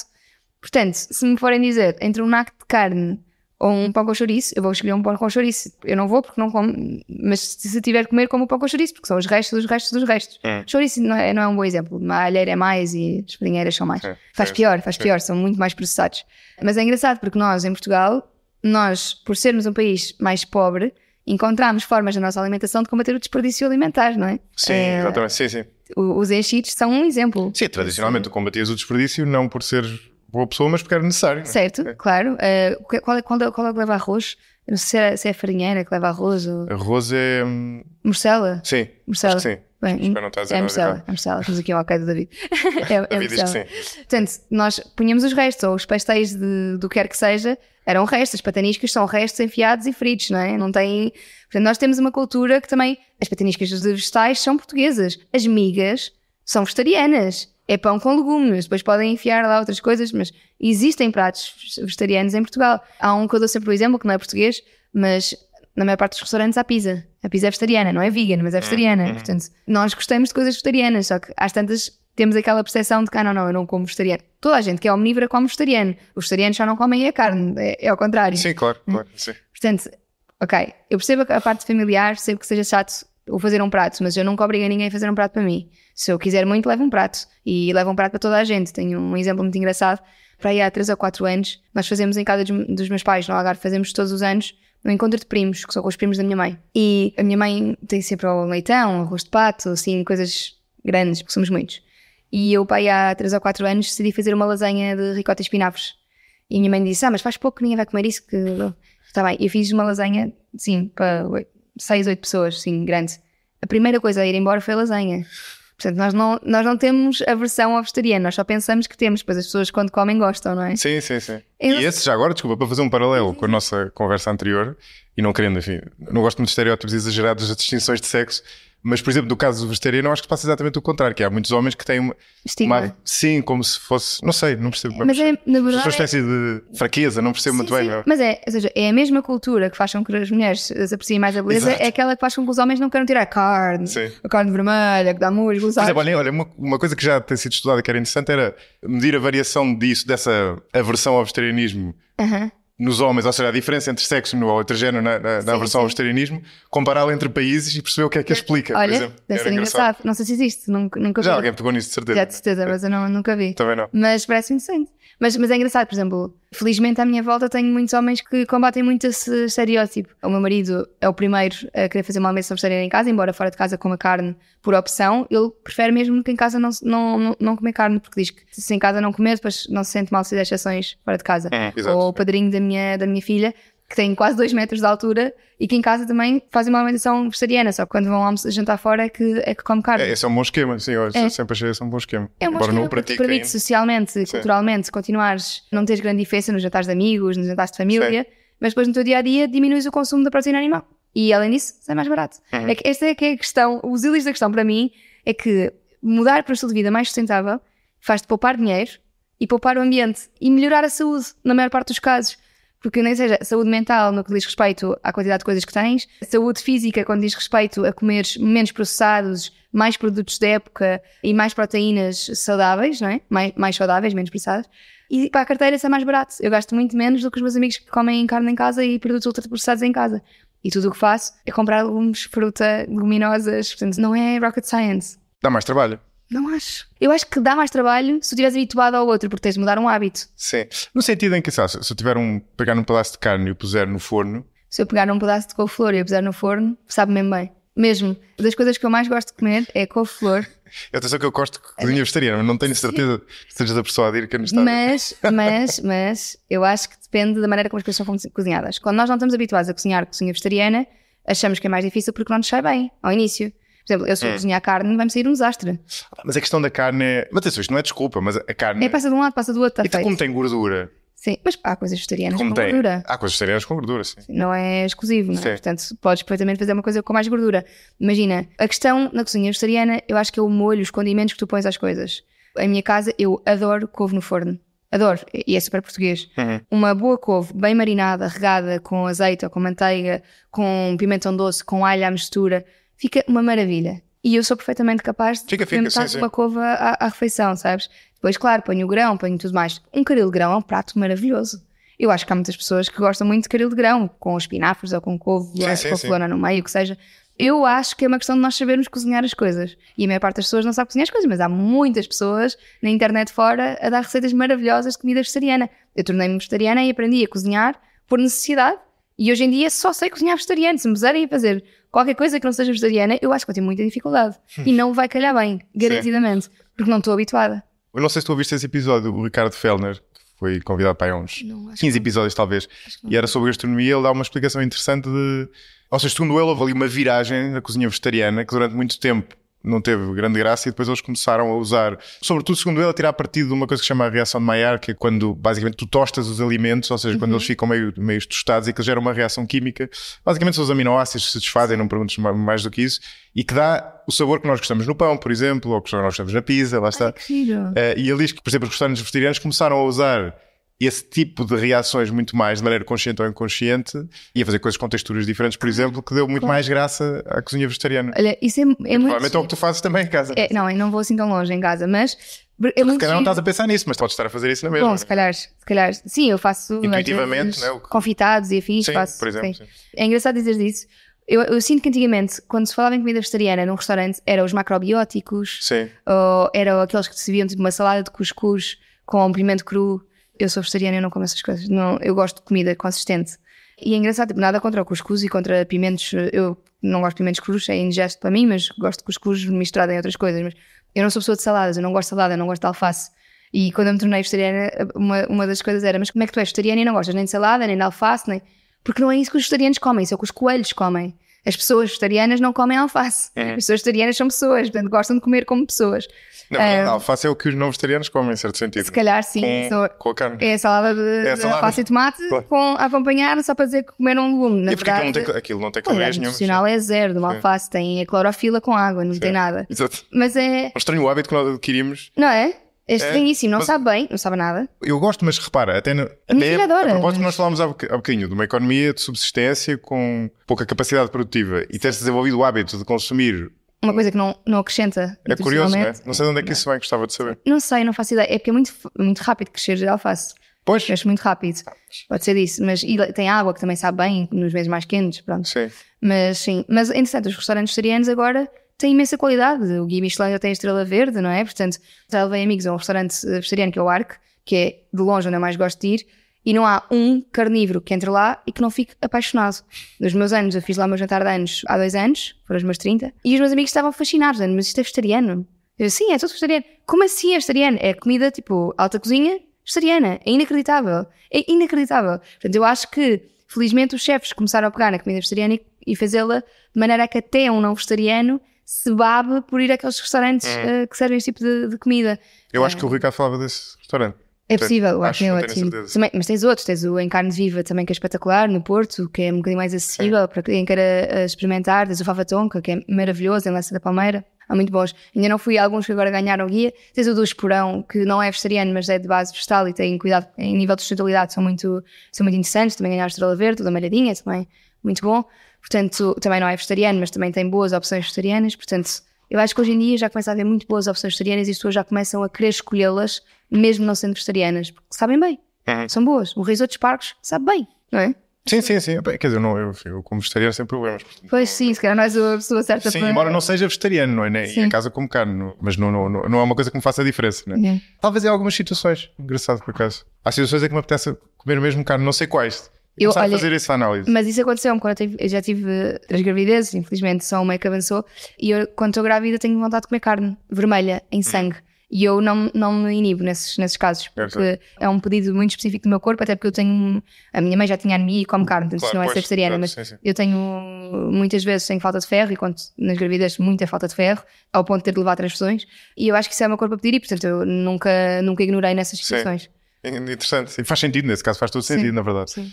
Uma coisa que eu tenho muita curiosidade de saber deste teu percurso, ou seja, tu, no fundo estamos a voltar ao início da conversa, né? Tu lançaste a página, foste lançando uma série de coisas e hoje em dia tens imensa gente a seguir e, portanto, tu foste acompanhando a evolução também das próprias pessoas, né? Neste sentido. E este é um jogo interessante porque a evolução das pessoas para se tornarem mais sustentáveis faz, em parte, por o que nós poderíamos chamar um avanço, um progresso moral, não é? No sentido de tu pensas sobre um determinado assunto, concluís que é moralmente melhor fazer dessa forma, consegues levar-te a fazê-lo, mas obviamente, como nós já demonstramos aqui, e é visível numa série de áreas da vida, isso por si só não é suficiente, ou seja, tu depois tens de facilitar de certa forma o caminho, não é? Tens de mostrar que existem opções. Tens de levar, quer dizer, quase como o teu exemplo com o guarda-roupa, não é? Tu tens de arranjar uma maneira de não ir naquela direção e outro caminho que te atrai, não é? E o que é que tu sentes nas pessoas que têm funcionado mais para elas? Ou seja, tu dirias que a maior parte das pessoas, o que é que as motiva? Porque, por exemplo, imagina, nós já falamos aqui de várias coisas, mas tu pode-te motivar preocupações ambientais do corpo, pode motivar preocupações sociais, pode-te motivar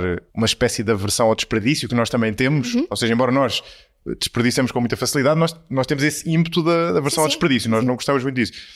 Pode ser a ordem, por exemplo, não é? Eu não sei se já falámos sobre isso, eu até pus isso no Instagram a certa altura, uma tia minha, que na verdade é a tia da minha mulher, e que já não sei o que é que ela tinha separado de uma maneira ultra perfeccionista no lixo, na reciclagem. O ímpeto dela era do envelope, acho eu, do cartão, de tirar a janelinha, não era? Talvez fosse isso. Agora, o que é curioso aqui é, por exemplo, para ela, o ímpeto, obviamente que em parte é da reciclagem enquanto ação de sustentabilidade, mas o principal ímpeto para ela é ter as coisas organizadas. É da organização. Mas, sabes, é curioso, né? Eu acho que tu respondeste à pergunta enquanto que é qualquer um desses. Pois, mas quais é que tem mais peso? O que é que a Catarina dá? Há quantos anos é que lançaste? Agosto de 2018, há 6 anos. O que é que a Catarina dá? Dá 6 anos, achava que... Eu acho que a culpa nunca moveu a maior parte das pessoas. Isto é uma coisa exclusivamente minha, mas não acho que mova a maior parte das pessoas. Aquilo que eu acho é que a empatia e o mostrar que o faço porque é fácil, mas que ninguém é obrigado a isto, mas está aqui à disposição, é mais fácil, é mais sustentável, financeiramente também compensa, então porquê é que não havemos de fazer? E é interessante, ou seja, o fácil tem a ver com estás a fazer uma coisa boa que até não é difícil fazer, não é? Exato. Mas também haverá em muitos casos um apelo, não é? Olha, isto é trendy porque há vários destes comportamentos que nós, por exemplo, a questão da roupa em segunda mão tornou-se cool. Pode ser cool também, não é? Sim.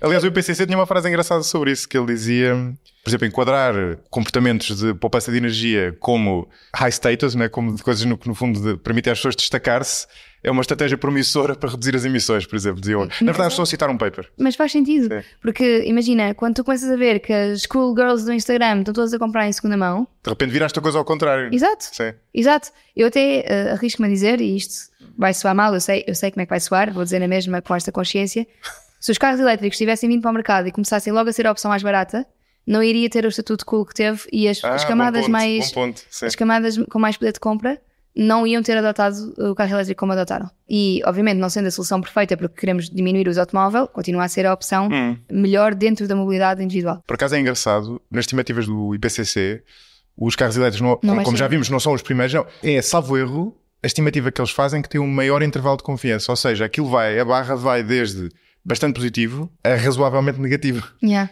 Porque depende, não é? Porque depois tens muitos problemas associados aos carros elétricos, depende do que é que estás a substituir por carro elétrico. Exatamente. Se tu deixares de andar de transportes públicos para teres um carro elétrico, é a pior ideia de sempre. Pois, exato. Se tu passares de usar um carro a combustão para um carro elétrico, sendo que não tinhas a opção de passar por um sistema de mobilidade partilhada ou suave, então é uma melhor ideia. E à medida que a nossa energia for ficando cada vez mais eletrificada com fontes renováveis, em vez de combustíveis fósseis, então elas vão se tornar cada vez melhores. Exato. E à medida também que a tecnologia avançar, para as baterias usarem menos lítios ou poderem ser mais recicladas, que já se provou que é possível fazer baterias recicladas com a mesma performance, ou poderem ser mais facilmente desmanteladas para reciclagem, portanto, tudo isto depois tem o seu impacto dentro daquilo que são as escolhas dos carros elétricos. Sim. No início falámos tu descreveste isto como um movimento coletivo, no fundo, ou seja, para gerar uma ação coletiva, não é?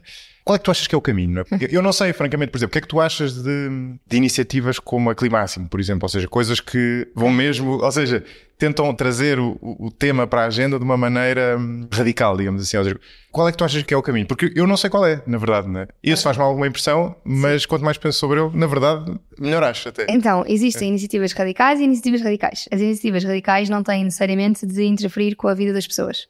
A partir do momento em que interferem com a vida do cidadão comum, que não tem responsabilidade nenhuma no que está a passar, ou que, tendo responsabilidade do seu estilo de vida, não há grande coisa que possa fazer para mudar, para mim é um red flag. Não há? Uma pessoa que tenha 5 empregos, a Câmara onde vive não dá opções de mobilidade partilhada ou coletiva decentes. Tem de trabalhar para alimentar a família, tem horários de trabalho muito exigentes. Mas não é isso, desculpa, não é isso que eu quero dizer. Claro que não, ou seja, nós já falámos disso há bocadinho, claro que essas coisas são perfeitamente compreensíveis, mas por exemplo, aquilo que tu dizias há bocadinho, de que as pessoas precisam de perceber que na verdade há opções. E isto é para o bem de todos, por exemplo. Mas há maneiras de fazer ver isso sem ser com imposição. Ou seja, a minha opinião é, eu percebo o drama que essas pessoas sentem, eu também o sinto. Acho sim que há uma grande inação política corajosa. Acho que há muito a fazer que não está a ser feito por falta de coragem política e por interesses que nada têm a ver com a população. O que me parece é que, se me perguntares entre bloquear jatos privados ou ir parar a segunda circular, há uma grande diferença. Ok? Porque com enorme Sim, probabilidade... os jatos privados são do pior que é, não é? Com enorme probabilidade, alguém que usa um jato privado não há de ser por causa de uma assistência médica de a pessoa estar à beira da morte e precisar de ir voar para Paris para um cirurgião. À partida não é esse o caso, não é? Sim. E é com enorme probabilidade se a pessoa consegue uma alternativa melhor e tem poder de compra para uma alternativa melhor. Até podia comprar um comboio se lhe apetecesse. Estou a exagerar, obviamente. Sim.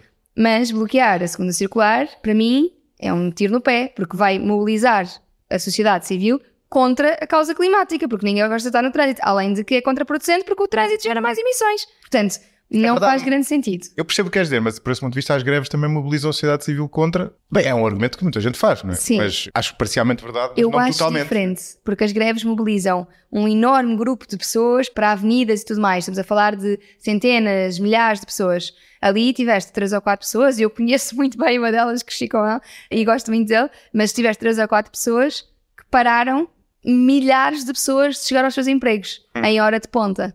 E eu percebo, ou seja, resultou bem, a comunicação social falou sobre o assunto, mas neste momento tens cada vez mais pessoas contra os ativistas climáticos porque lhes interromperam um momento importante que é ir para o trabalho. E as pessoas têm direito a ir para o trabalho, porque o direito ao trabalho é um direito. Claro, é assim, e se eu estivesse nessa situação não teria gostado de nada. Eu percebo o porquê de o fazerem, mas acho que existem outros meios. E existem meios mais democráticos para fazer. A minha dúvida é a seguinte, mas eu não sei, ou seja... Agora, calma, também não acho que eles sejam... Montes de vezes, agora nas campanhas eleitorais, houve a questão do vidro, de ser tirar tinta contra vidros em setes de campanha, e a comunicação social dizia, houve um ataque a ser... Não, até calma, não é um ataque. Tiraram vidro para um... Não é um ataque, é vidro numa janela. É chato, deviam ter sido eles a limparem, não os coitados das pessoas que trabalham no hotel, mas não é um ataque. Um ataque é com armas, não é? Sim, as palavras parecem... Foram um grupo de pessoas que tirou tinta para um vidro. Calma. As palavras às vezes vão perder de sentido. Não é? Exato. Tipo, acho que também se está a fazer disto, tu vês os postos nas redes sociais a chamar-lhes terroristas. Vamos lá ter calma também, não é? Tipo, existe terrorismo hoje em dia no mundo, infelizmente, e nós vamos a acontecer. Vamos escolher as palavras, porque senão perde o significado, não é? Isso por hora é bastante light, por hora. Sim. Eu só acho que é contraproducente. Acho mesmo. E tenho visto isso nas minhas redes sociais. Pois, talvez seja. Ou seja, deixa-me tentar explicar o meu raciocínio. Eu não queria falar especificamente da Climáximo, porque eles têm uma agenda política que vai para lá da questão ambiental com a qual eu não concordo. Mas percebo até certo ponto a ação, e a verdade é, eu tenho vindo a olhar para ela com melhores olhos. Eu percebo absolutamente a ação. Não, mas não, desculpa, mas não é... Claro que eu percebo a motivação, mas do ponto de vista consequencialista, do ponto de vista das consequências, eu até sou obrigado a dar-lhes alguma razão, no sentido em que o que é que acontece se tu não fizeres nada daquilo? Tu tens a campanha eleitoral, e o que é que se discute na campanha eleitoral? Discute os assuntos menos importantes do que as alterações climáticas, mas mais urgentes. Sim, se aqueles se tornaram assunto urgente, passas a discuti-lo. E eles de repente fazem... Tu não consegues contornar aquilo, não é? A verdade é, nos debates tiveste uma menção às alterações climáticas na mesma e ele já está a falar. Portanto, eles não resolveram. Mas aquilo passou no telejornal, não é? Passou, mas não resolveu na mesma. Porquê? Porque o que eles dizem é que há falta de ação política e, portanto, eles deviam tornar o tema tão público que ia passar a ser obrigatório os políticos falarem dele. Mas não conseguiram o que queriam. Porque a verdade é que nos debates não falaram de crise climática. É verdade, é verdade. As alterações climáticas não foram faladas. Mas pode ser um caminho, não é? Torná-lo... Pode absolutamente ser um caminho. A questão é que foi um caminho que não só não teve a consequência positiva que se esperava ter, e foi ter uma consequência muito negativa em alturas eleitorais de pôr muitas pessoas contra os movimentos climáticos. Pois, essa... Então, mas espera, desculpa, antes de passar ao segundo elemento da minha explicação, qual é para ti a alternativa? A alternativa é quem está muito focado nestes temas tem de estar mais ligado à política. E tem de fazer... estás a fazer tu próprio esse caminho, ok? Sim, eu não vou entrar em nenhum partido político, não estou, mas por exemplo, agora vou fazer parte das comissões de cidadãos, que é uma iniciativa cidadã a partidária de cariz político, ou da lista sombra agora para as europeias, também é uma iniciativa a partidária de cidadãos, jovens, portanto, estou a tentar fazer alguma coisa com a audiência que tenho, que está interessada nestes assuntos, que quer fazer alguma coisa e, portanto, eu faço parte do grupo de reflexão da Presidência da República, portanto, também levo sempre estes temas das alterações climáticas para os meus colegas e para o Presidente da República, portanto, faço questão de, em todas as situações políticas, intervir de maneira... Mas pela via institucional. Pela via institucional, porque a via institucional é que precisa de ser mudada. Porque senão a alternativa que nós temos à democracia, para estes grupos, vai ser uma anarquia. Não, tu podes fazer o bottom-up, não é? Tu podes gerar na população essa vontade... Mas é engraçado o que estás a dizer porque é exatamente essa dúvida que eu tenho. É para outra. Há duas maneiras de resolver problemas em política, simplificando.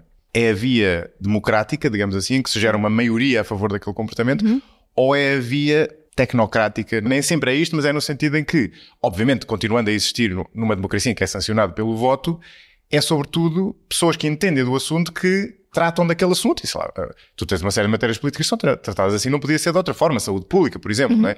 O Covid foi um bom exemplo disso.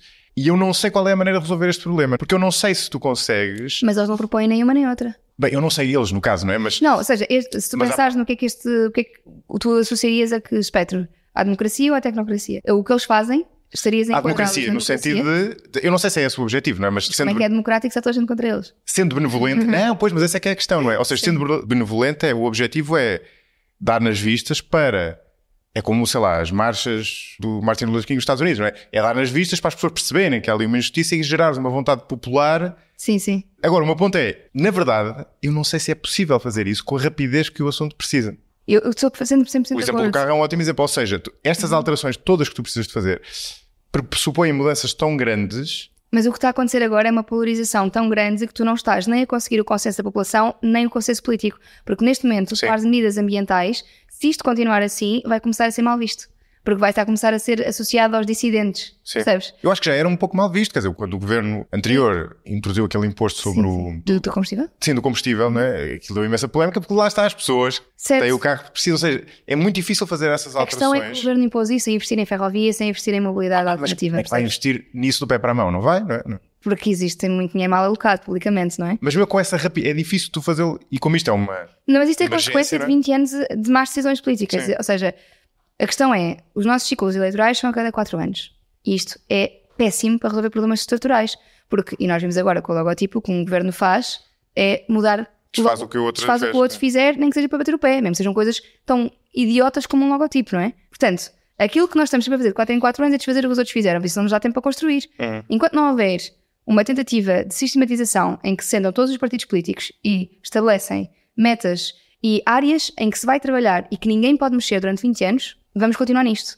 E vamos continuar. Enquanto não houver um consenso político de vamos fazer uma aposta na ferrovia, porque isto é especialmente idiota, porque eu analisei os programas eleitorais do ambiente de todos os partidos políticos.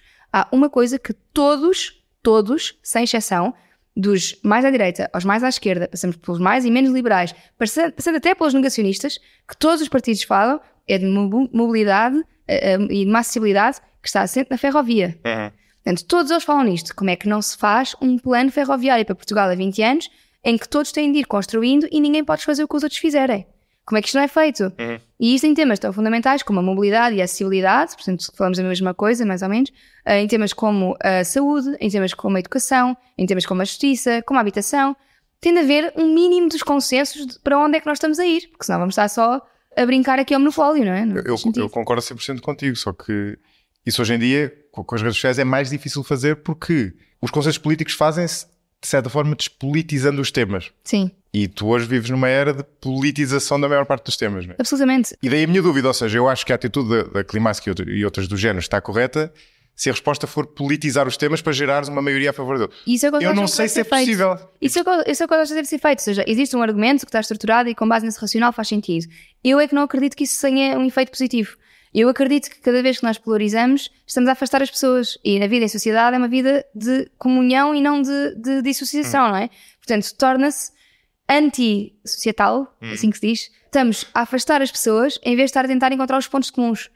E mesmo nas alterações climáticas existem muitos pontos comuns. Porque, ok, se calhar a maneira como se chega às coisas não é tão óbvia. Mas existem estratégias, e por exemplo a descarbonização é um exemplo disso, que é adotado da esquerda à direita porque traz, por exemplo, benefícios económicos e benefícios sociais. Portanto, os temas das alterações climáticas e da sustentabilidade são sobre melhorar a vida das pessoas.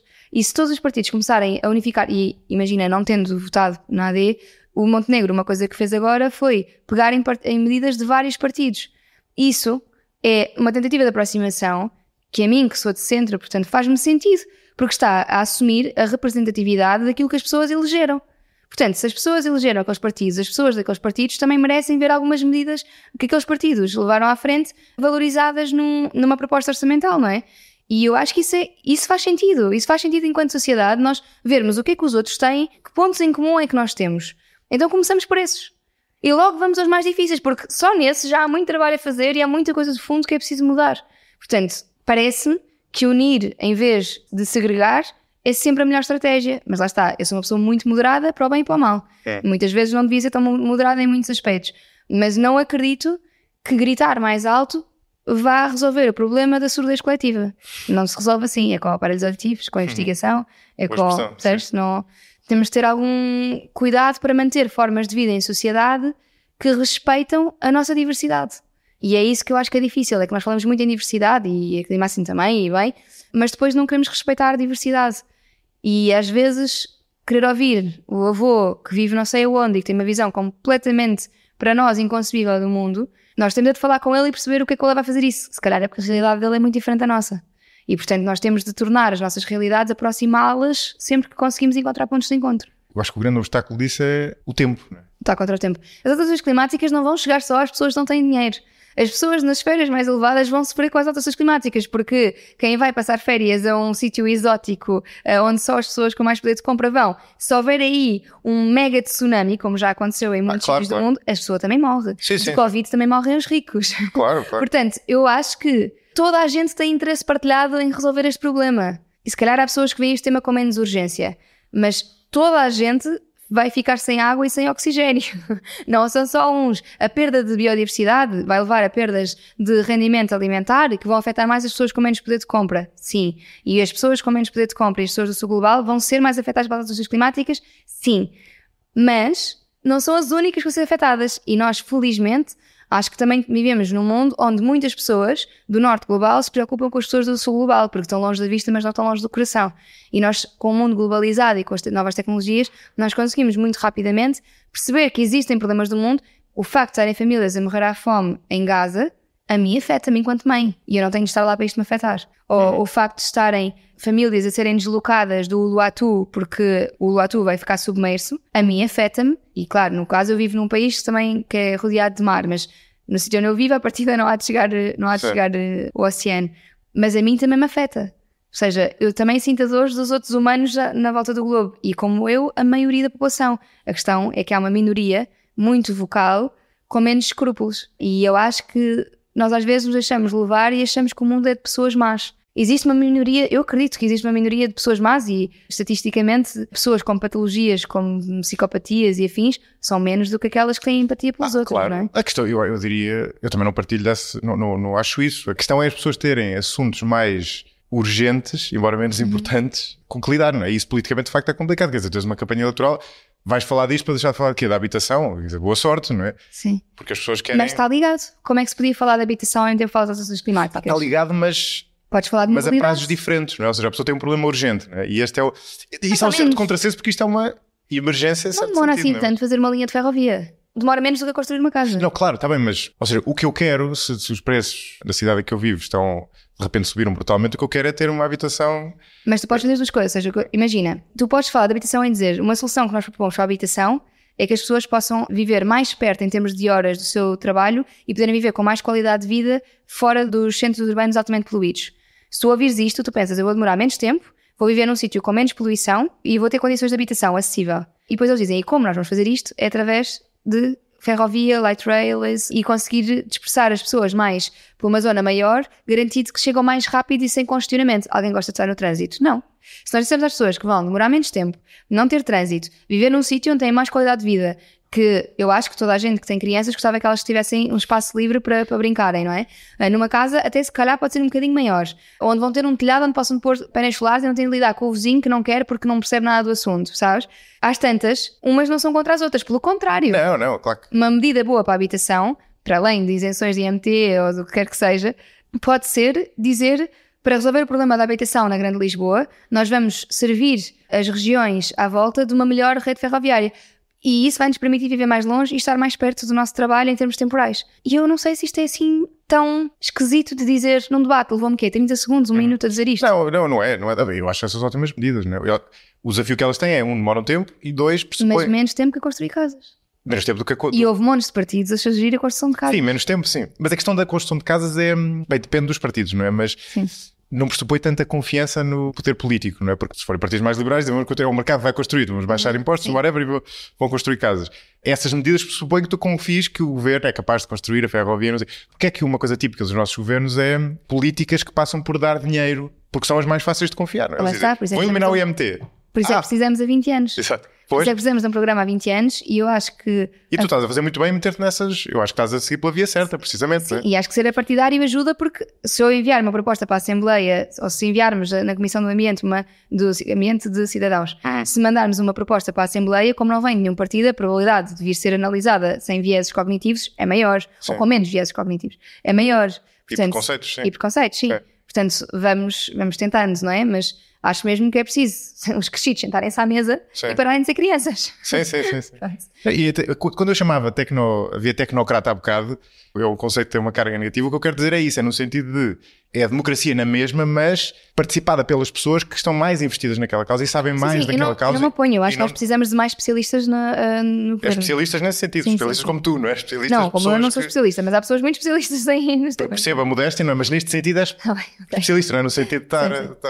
Não, mas eu concordo, eu acho que não existe só uma ou outra, percebes? Eu acho que tu podes ter uma autoridade política composta por especialistas dentro de uma democracia.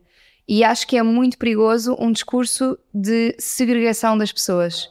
E isto, tanto para a extrema-esquerda como para a extrema-direita, como para o extremo liberalismo ou neoliberalismo, ou o que seja. Acho que temos de ter muito cuidado com a maneira como nós queremos pôr-nos uns contra os outros. Porque a maior parte de nós tem mais em comum do que de diferente. O facto de todos somos pessoas, todos nos alimentamos, todos dormimos, todos temos, ou muitos temos filhos, gostamos de animais, uns mais do que outros, gostam mais de cães, outros gostam mais de gatos, todos gostamos de admirar um pôr do sol, todos gostamos de uma paisagem bonita. Nós temos muita coisa em comum. Temos diferentes visões sobre como é que se chega a esse ideal de felicidade. Mas se nos sentarmos de maneira empática, abertas às ideias dos outros, conseguimos talvez enquadrar melhor como os trabalhos de grupo na escola. Sim. Não concordávamos todos, mas encontrávamos um meio termo. E, geralmente aqueles trabalhos de grupo em que havia uma pessoa que batia ao pé e dizia não, que eu quero assim, eram os que acabavam sempre com o grupo todo chateado e os trabalhos não ficavam com tanta qualidade. Os trabalhos com mais qualidade são aqueles em que cada pessoa contribui e todos encontram um consenso, não é? Entre aquilo que faz sentido fazer. Sendo que há coisas que temos partido de princípios universais. Por exemplo, para mim é muito difícil discutir com um negacionista climático porque não partimos os dois da mesma informação, não acreditamos os dois na ciência e, quer dizer, provavelmente não temos os dois a mesma literacia para perceber como é que a ciência funciona, porque qualquer pessoa a quem é dada a literacia percebe que a ciência está em constante evolução, que o facto de dizer uma coisa agora diferente do que dizia há 30 anos chama-se evolução e chama-se integridade, é por integridade, no fundo.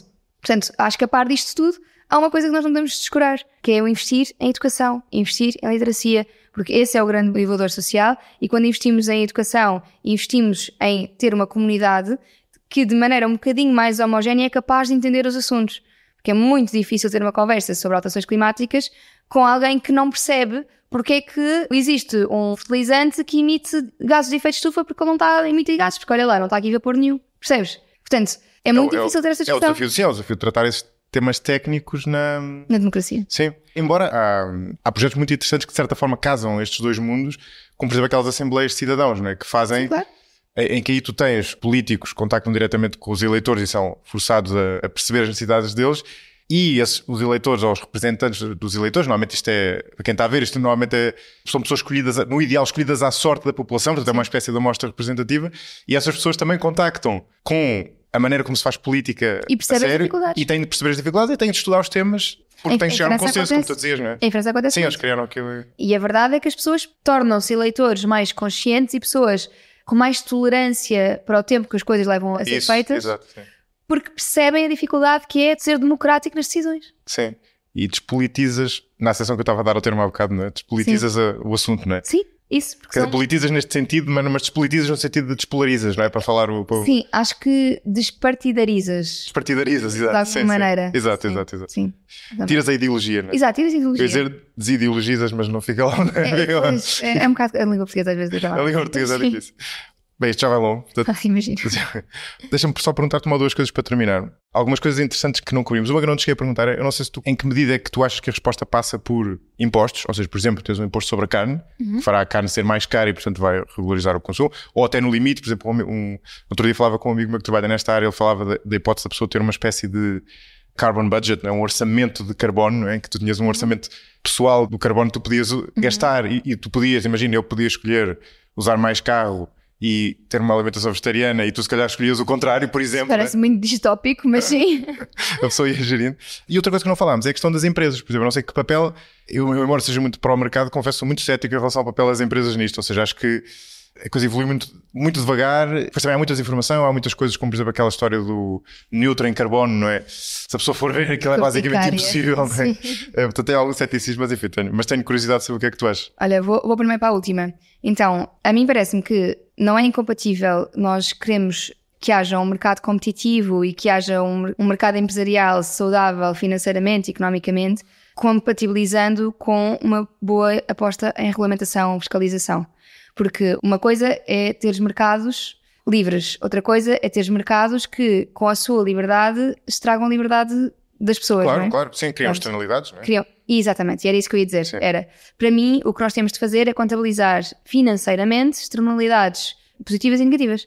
Ou seja, se uma empresa está a fazer lixiviamentos de papel e a poluir caudais, se começar a ter de pagar os efeitos que está a causar, se calhar vai poluir menos. Claro, sim. E isso em Portugal, por exemplo, as empresas já têm alguns impostos e algumas regulamentações com as quais têm de cumprir.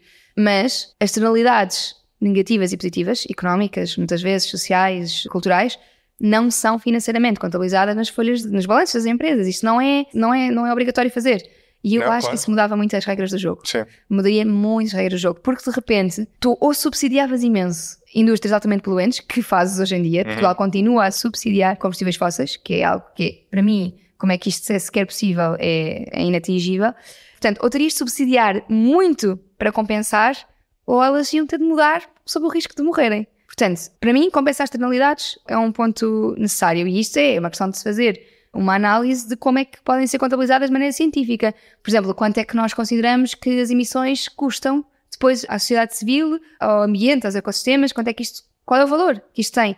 Porque tem um valor. Claro. O ideal era que as empresas conseguissem autorregular, não é? Numa perspectiva em que tu internalizas essas externalidades, não é? No sentido de que o ambiente, por exemplo, passa a ser um stakeholder como os outros, não é? Portanto, no mundo cor-de-rosa, não é? Tu conseguias autorregular, tu fazias, lá está, os produtos neutros em carbono e tal. Sim. Eu confesso, tenho bastante ceticismo em relação a isso. Sim, eu acho que mesmo tem de haver posições legais. Há uma coisa muito gira, que me foi dita agora há pouco tempo, que é, ao mesmo tempo que proibimos, temos de dar uma cenoura. Porque não se pode, tem que se taxar o que está errado, ao mesmo tempo que se dá palmadinhas nas costas com o que está certo. E isto é mais ou menos como educar uma criança. A minha filha sabe que não pode bater, nem a mim nem a ninguém, porque não pode bater. Portanto, eu digo-lhe, não podes, está fora de questão bater em quem quer que seja, não vês isso à tua volta, não vais fazer, não se faz. Mas quando ela é muito querida com alguém, e alguém que não foi simpático para ela, ela diz, eu acho que não foste muito querido, precisas de um abraço, eu digo-lhe, boa graça, é mesmo isso, temos mesmo de ser queridos com as pessoas. Portanto, a lógica é mesmo de falar com uma criança das empresas. Eu tenho empresas, portanto, eu acho que é muito isto, que é proibir aquilo que manifestamente faça mal ao planeta, e que tenha mais do que comprovado que faça muito mal, isto já existe no mercado de carbono, existe o mercado regulado e o mercado voluntário. O mercado regulado de carbono já vai às indústrias mais poluentes, que têm na Europa, pelo menos, e em alguns sítios do mundo, que têm de ser compliant com as regras. Embora, na minha opinião, ainda pode fazer trading, não é? Que é uma coisa ridícula, que é eu poluo a mais, tu poluas a menos, eu vendo-te a ti as minhas licenças de emissão. Que é só, para mim, não faz sentido nenhum, mas tudo bem, é um mercado. Portanto, o que eu acho que nós devemos fazer é proibir e incentivar ao mesmo tempo. Proibir aquilo que manifestamente não der mesmo, que não fizer sentido nenhum. Imagina, trabalho escravo, absolutamente fora de questão. Importar produtos com trabalho de escravo está fora de questão. Não há valor no mundo que possas pagar para compensar o facto de ter uma criança a trabalhar para ti e para eu estar a usar esse produto. Ponto. Não entra. Não há como. Outra coisa é dar benefícios de mudança. Uma empresa consegue, num ano, baixar 20% das suas emissões. Podemos dar-lhe um incentivo fiscal. Por que não? Ou incentivos fiscais para as empresas que aumentarem os seus trabalhadores. Por que não? Por que não? Porque essa é uma dificuldade que as empresas sentem. Eu senti isso enquanto tinha pessoas... Eu tenho pessoas que trabalham para mim, não é? Quer dizer... É difícil aumentar salários, nós pagamos imenso imposto, isso é uma realidade. Se eu tiver um incentivo fiscal para aumentar, eu prefiro, em vez de pagar tudo em impostos, pagar mais ao meu colaborador. Isso é limpinho, eu vou ganhar o mesmo, mas prefiro que a pessoa fique mais feliz e mais motivada pelo trabalho que está a fazer. Portanto, eu acho que não pode ser uma ou a outra. Taxar aquilo que manifestamente não podemos admitir no século XXI e incentivar a mudança. Em relação à primeira pergunta, que era sobre se devíamos ter impostos em tudo, que vai muito ligado à primeira. Eu acho que, sobretudo, taxar indivíduos demasiado só vai criar mais afronta em relação aos sistemas políticos. Acho que os green taxes fazem algum sentido em alguns produtos. Okay? Imagina, se estivermos a falar de produtos, e não quero aqui ser muito tendenciosa, mas, quer dizer, faz-me sentido que um jato privado pague mais impostos do que um carro. Claro que vais-me dizer, certo, mas já pagam, porque são mais caros do que um carro, portanto já pagam mais impostos. Mas estou a dizer mesmo marginalmente, seja em termos de percentuais, tenho que pagar mais. Mas não faz sentido taxar o indivíduo. Não faz porque nós já pagamos impostos em tudo na nossa vida. Nós quase que respiramos e pagamos impostos. Mas eu não estou a ver, eu percebo a tua preocupação, mas sem impostos, não, eu acho como é que vais lá rapidamente? Eu acho que os impostos têm de ser aplicados à indústria e têm de existir de maneira... Mas de facto o indivíduo vai sofrer as acabar a pagar a mesma. É igual, não é? É igual, isto é. Mas sabes que pode ser igual, não é? Há uma coisa que tu podes fazer agora que já... é só não subsidiares aquilo que está mal feito. Porque tu continuas a ser subsídios à produção super intensiva, com a utilização de fertilizantes certo. que são proibidos em muitos países da Europa. Tu continuas a ter subsídios para os combustíveis fósseis. Portanto, em vez de estares a pensar em taxar os indivíduos, tira os subsídios disso e ficas com mais dinheiro público para depois ajudares as pessoas a resolver as dificuldades que vão sentir quando os preços subirem. Entendo. Desculpa ser o chato, né? Sim. Mas em termos líquidos é igual, não é? Em termos líquidos é igual, mas... Para o eleito, para o cidadão é a mesma coisa, não é? Mas manda um sinal diferente, que é eu não estou a subsidiar o combustíveis fósseis. Isto a mim chateia-me. Quando pões dinheiro para a Segurança Social, os fundos em que a Segurança Social investem em combustíveis fósseis. Eu só pelo facto de trabalhar, eu invisto em combustíveis fósseis. Isto vai contra tudo aquilo em que eu acredito. E eu não quero, e não tenho a opção de não o fazer. Portanto, se toda a gente deixasse de investir em combustíveis fósseis, toda a gente deixasse de investir e começasse a usar esse dinheiro para investir em soluções renováveis, eu vou dar um exemplo muito concreto que dá mais dinheiro para as pessoas, o mesmo valor líquido para os cofres do Estado e descarboniza ao mesmo tempo. Energia descentralizada, produção de energia renovável descentralizada. É uma medida que eu não percebo como é que não estão todos de acordo e como é que não começa já a ser implementado. Portugal é o segundo país na Europa com maior capacidade para produzir energia renovável descentralizada. O que é que isso significa? Significa que nos nossos telhados nós podemos produzir tanta energia que somos o segundo país da Europa a conseguir colmatar mais necessidades energéticas. Nós podíamos colmatar 50% das nossas necessidades energéticas apenas usando os nossos telhados. Já não estamos a falar de utilizar fachadas, não estamos a falar de utilizar fences de vedações. Nós é só mesmo no telhado. Só no telhado, 50% das nossas necessidades energéticas. Isto é muito. E continuamos a apostar em enormes parques que desbravam a biodiversidade toda ou a subsidiar combustíveis fósseis. Se nós desviarmos esse investimento dos combustíveis fósseis para apostar em soluções de descentralização em todos os telhados portugueses, as pessoas poupam na fatura da energia, nós tornamos o nosso país mais descarbonizado, ou seja, mais compliant com os objetivos europeus de descarbonização, poupamos dinheiro, a energia solar entrou em níveis negativos até, em termos de valores de produção. Nós conseguimos, existem soluções, a solução não é só tirar de um lado e de repente ficou do outro e as pessoas ficaram com o net cost, ficou igual. Não ficou. Se apostares em energia descarbonizada, tu consegues que as pessoas ganhem dinheiro, porque poupam na energia ao final do mês. Mas, como ganham responsabilidade sobre os seus próprios consumos, percebem que quanto menos energia usarem, menos vão pagar. Porque os painéis solares vão ser utilizados para mais coisas. Se eu tiver as luzes ligadas à noite, eu vou pagar mais energia do que se eu não estiver ligadas à noite, porque eu vou ver a fatura de energia a descer. Então, o meu consumo, eu vou ser responsável pelo meu consumo, mas eu não fui taxada por isso. Eu tive um apoio para conseguir ver o meu consumo baixar. É bom para as pessoas, é bom para a economia e é bom para o ambiente. Portanto, tu tens exemplos e a mobilidade tem a mesma coisa. Portanto, tu tens ganhos financeiros para as pessoas com políticas ambientais. Só que vais ter perdas para as grandes empresas de energia com isto se elas não estiverem on board. Qual é que é a solução que eu proponho? É que as empresas ajudem a fazer esta produção descentralizada, porque obviamente os painéis solares alguém tem de os produzir, as ligações elétricas e as conduções para passar voltagens, os cabos de passar energia têm de ser postos por alguém. Portanto, vai haver ligeiras perdas para as energéticas, mas também elas tiveram a lucrar como nunca nos últimos anos. Portanto, também não é que... Quer dizer, às tantas é só injusto para as grandes empresas. Sim, isso tem a ver com a questão das empresas que falavas há bocado, não é? Certo. É que não pode de repente ser injusto para as empresas, mas não pode continuar a ser injusto para os cidadãos. Portanto, eu acho que temos de encontrar um equilíbrio. E neste momento não existe. Sim. Eu depois mando este clipe quando apresentares a tua candidatura eleitoral. Ai, não. Eu acho está que aqui não uma me outra mensagem. Eu acho que não me meto em partidos políticos tão cedo na minha vida. Eu já estava aqui, nem precisas de ensaiar. Não, eu não me meto nisso, não. Infelizmente não, porque lá está. Eu quero conseguir falar com pessoas de vários aspectos políticos sem haver esse peso que traz o pertencer a um grupo. Sim, percebo. Catarina, obrigadíssimo. Obrigada eu. Grande estreia. Obrigado por teres vindo. Obrigada. Obrigado. Este episódio foi editado por Hugo Oliveira.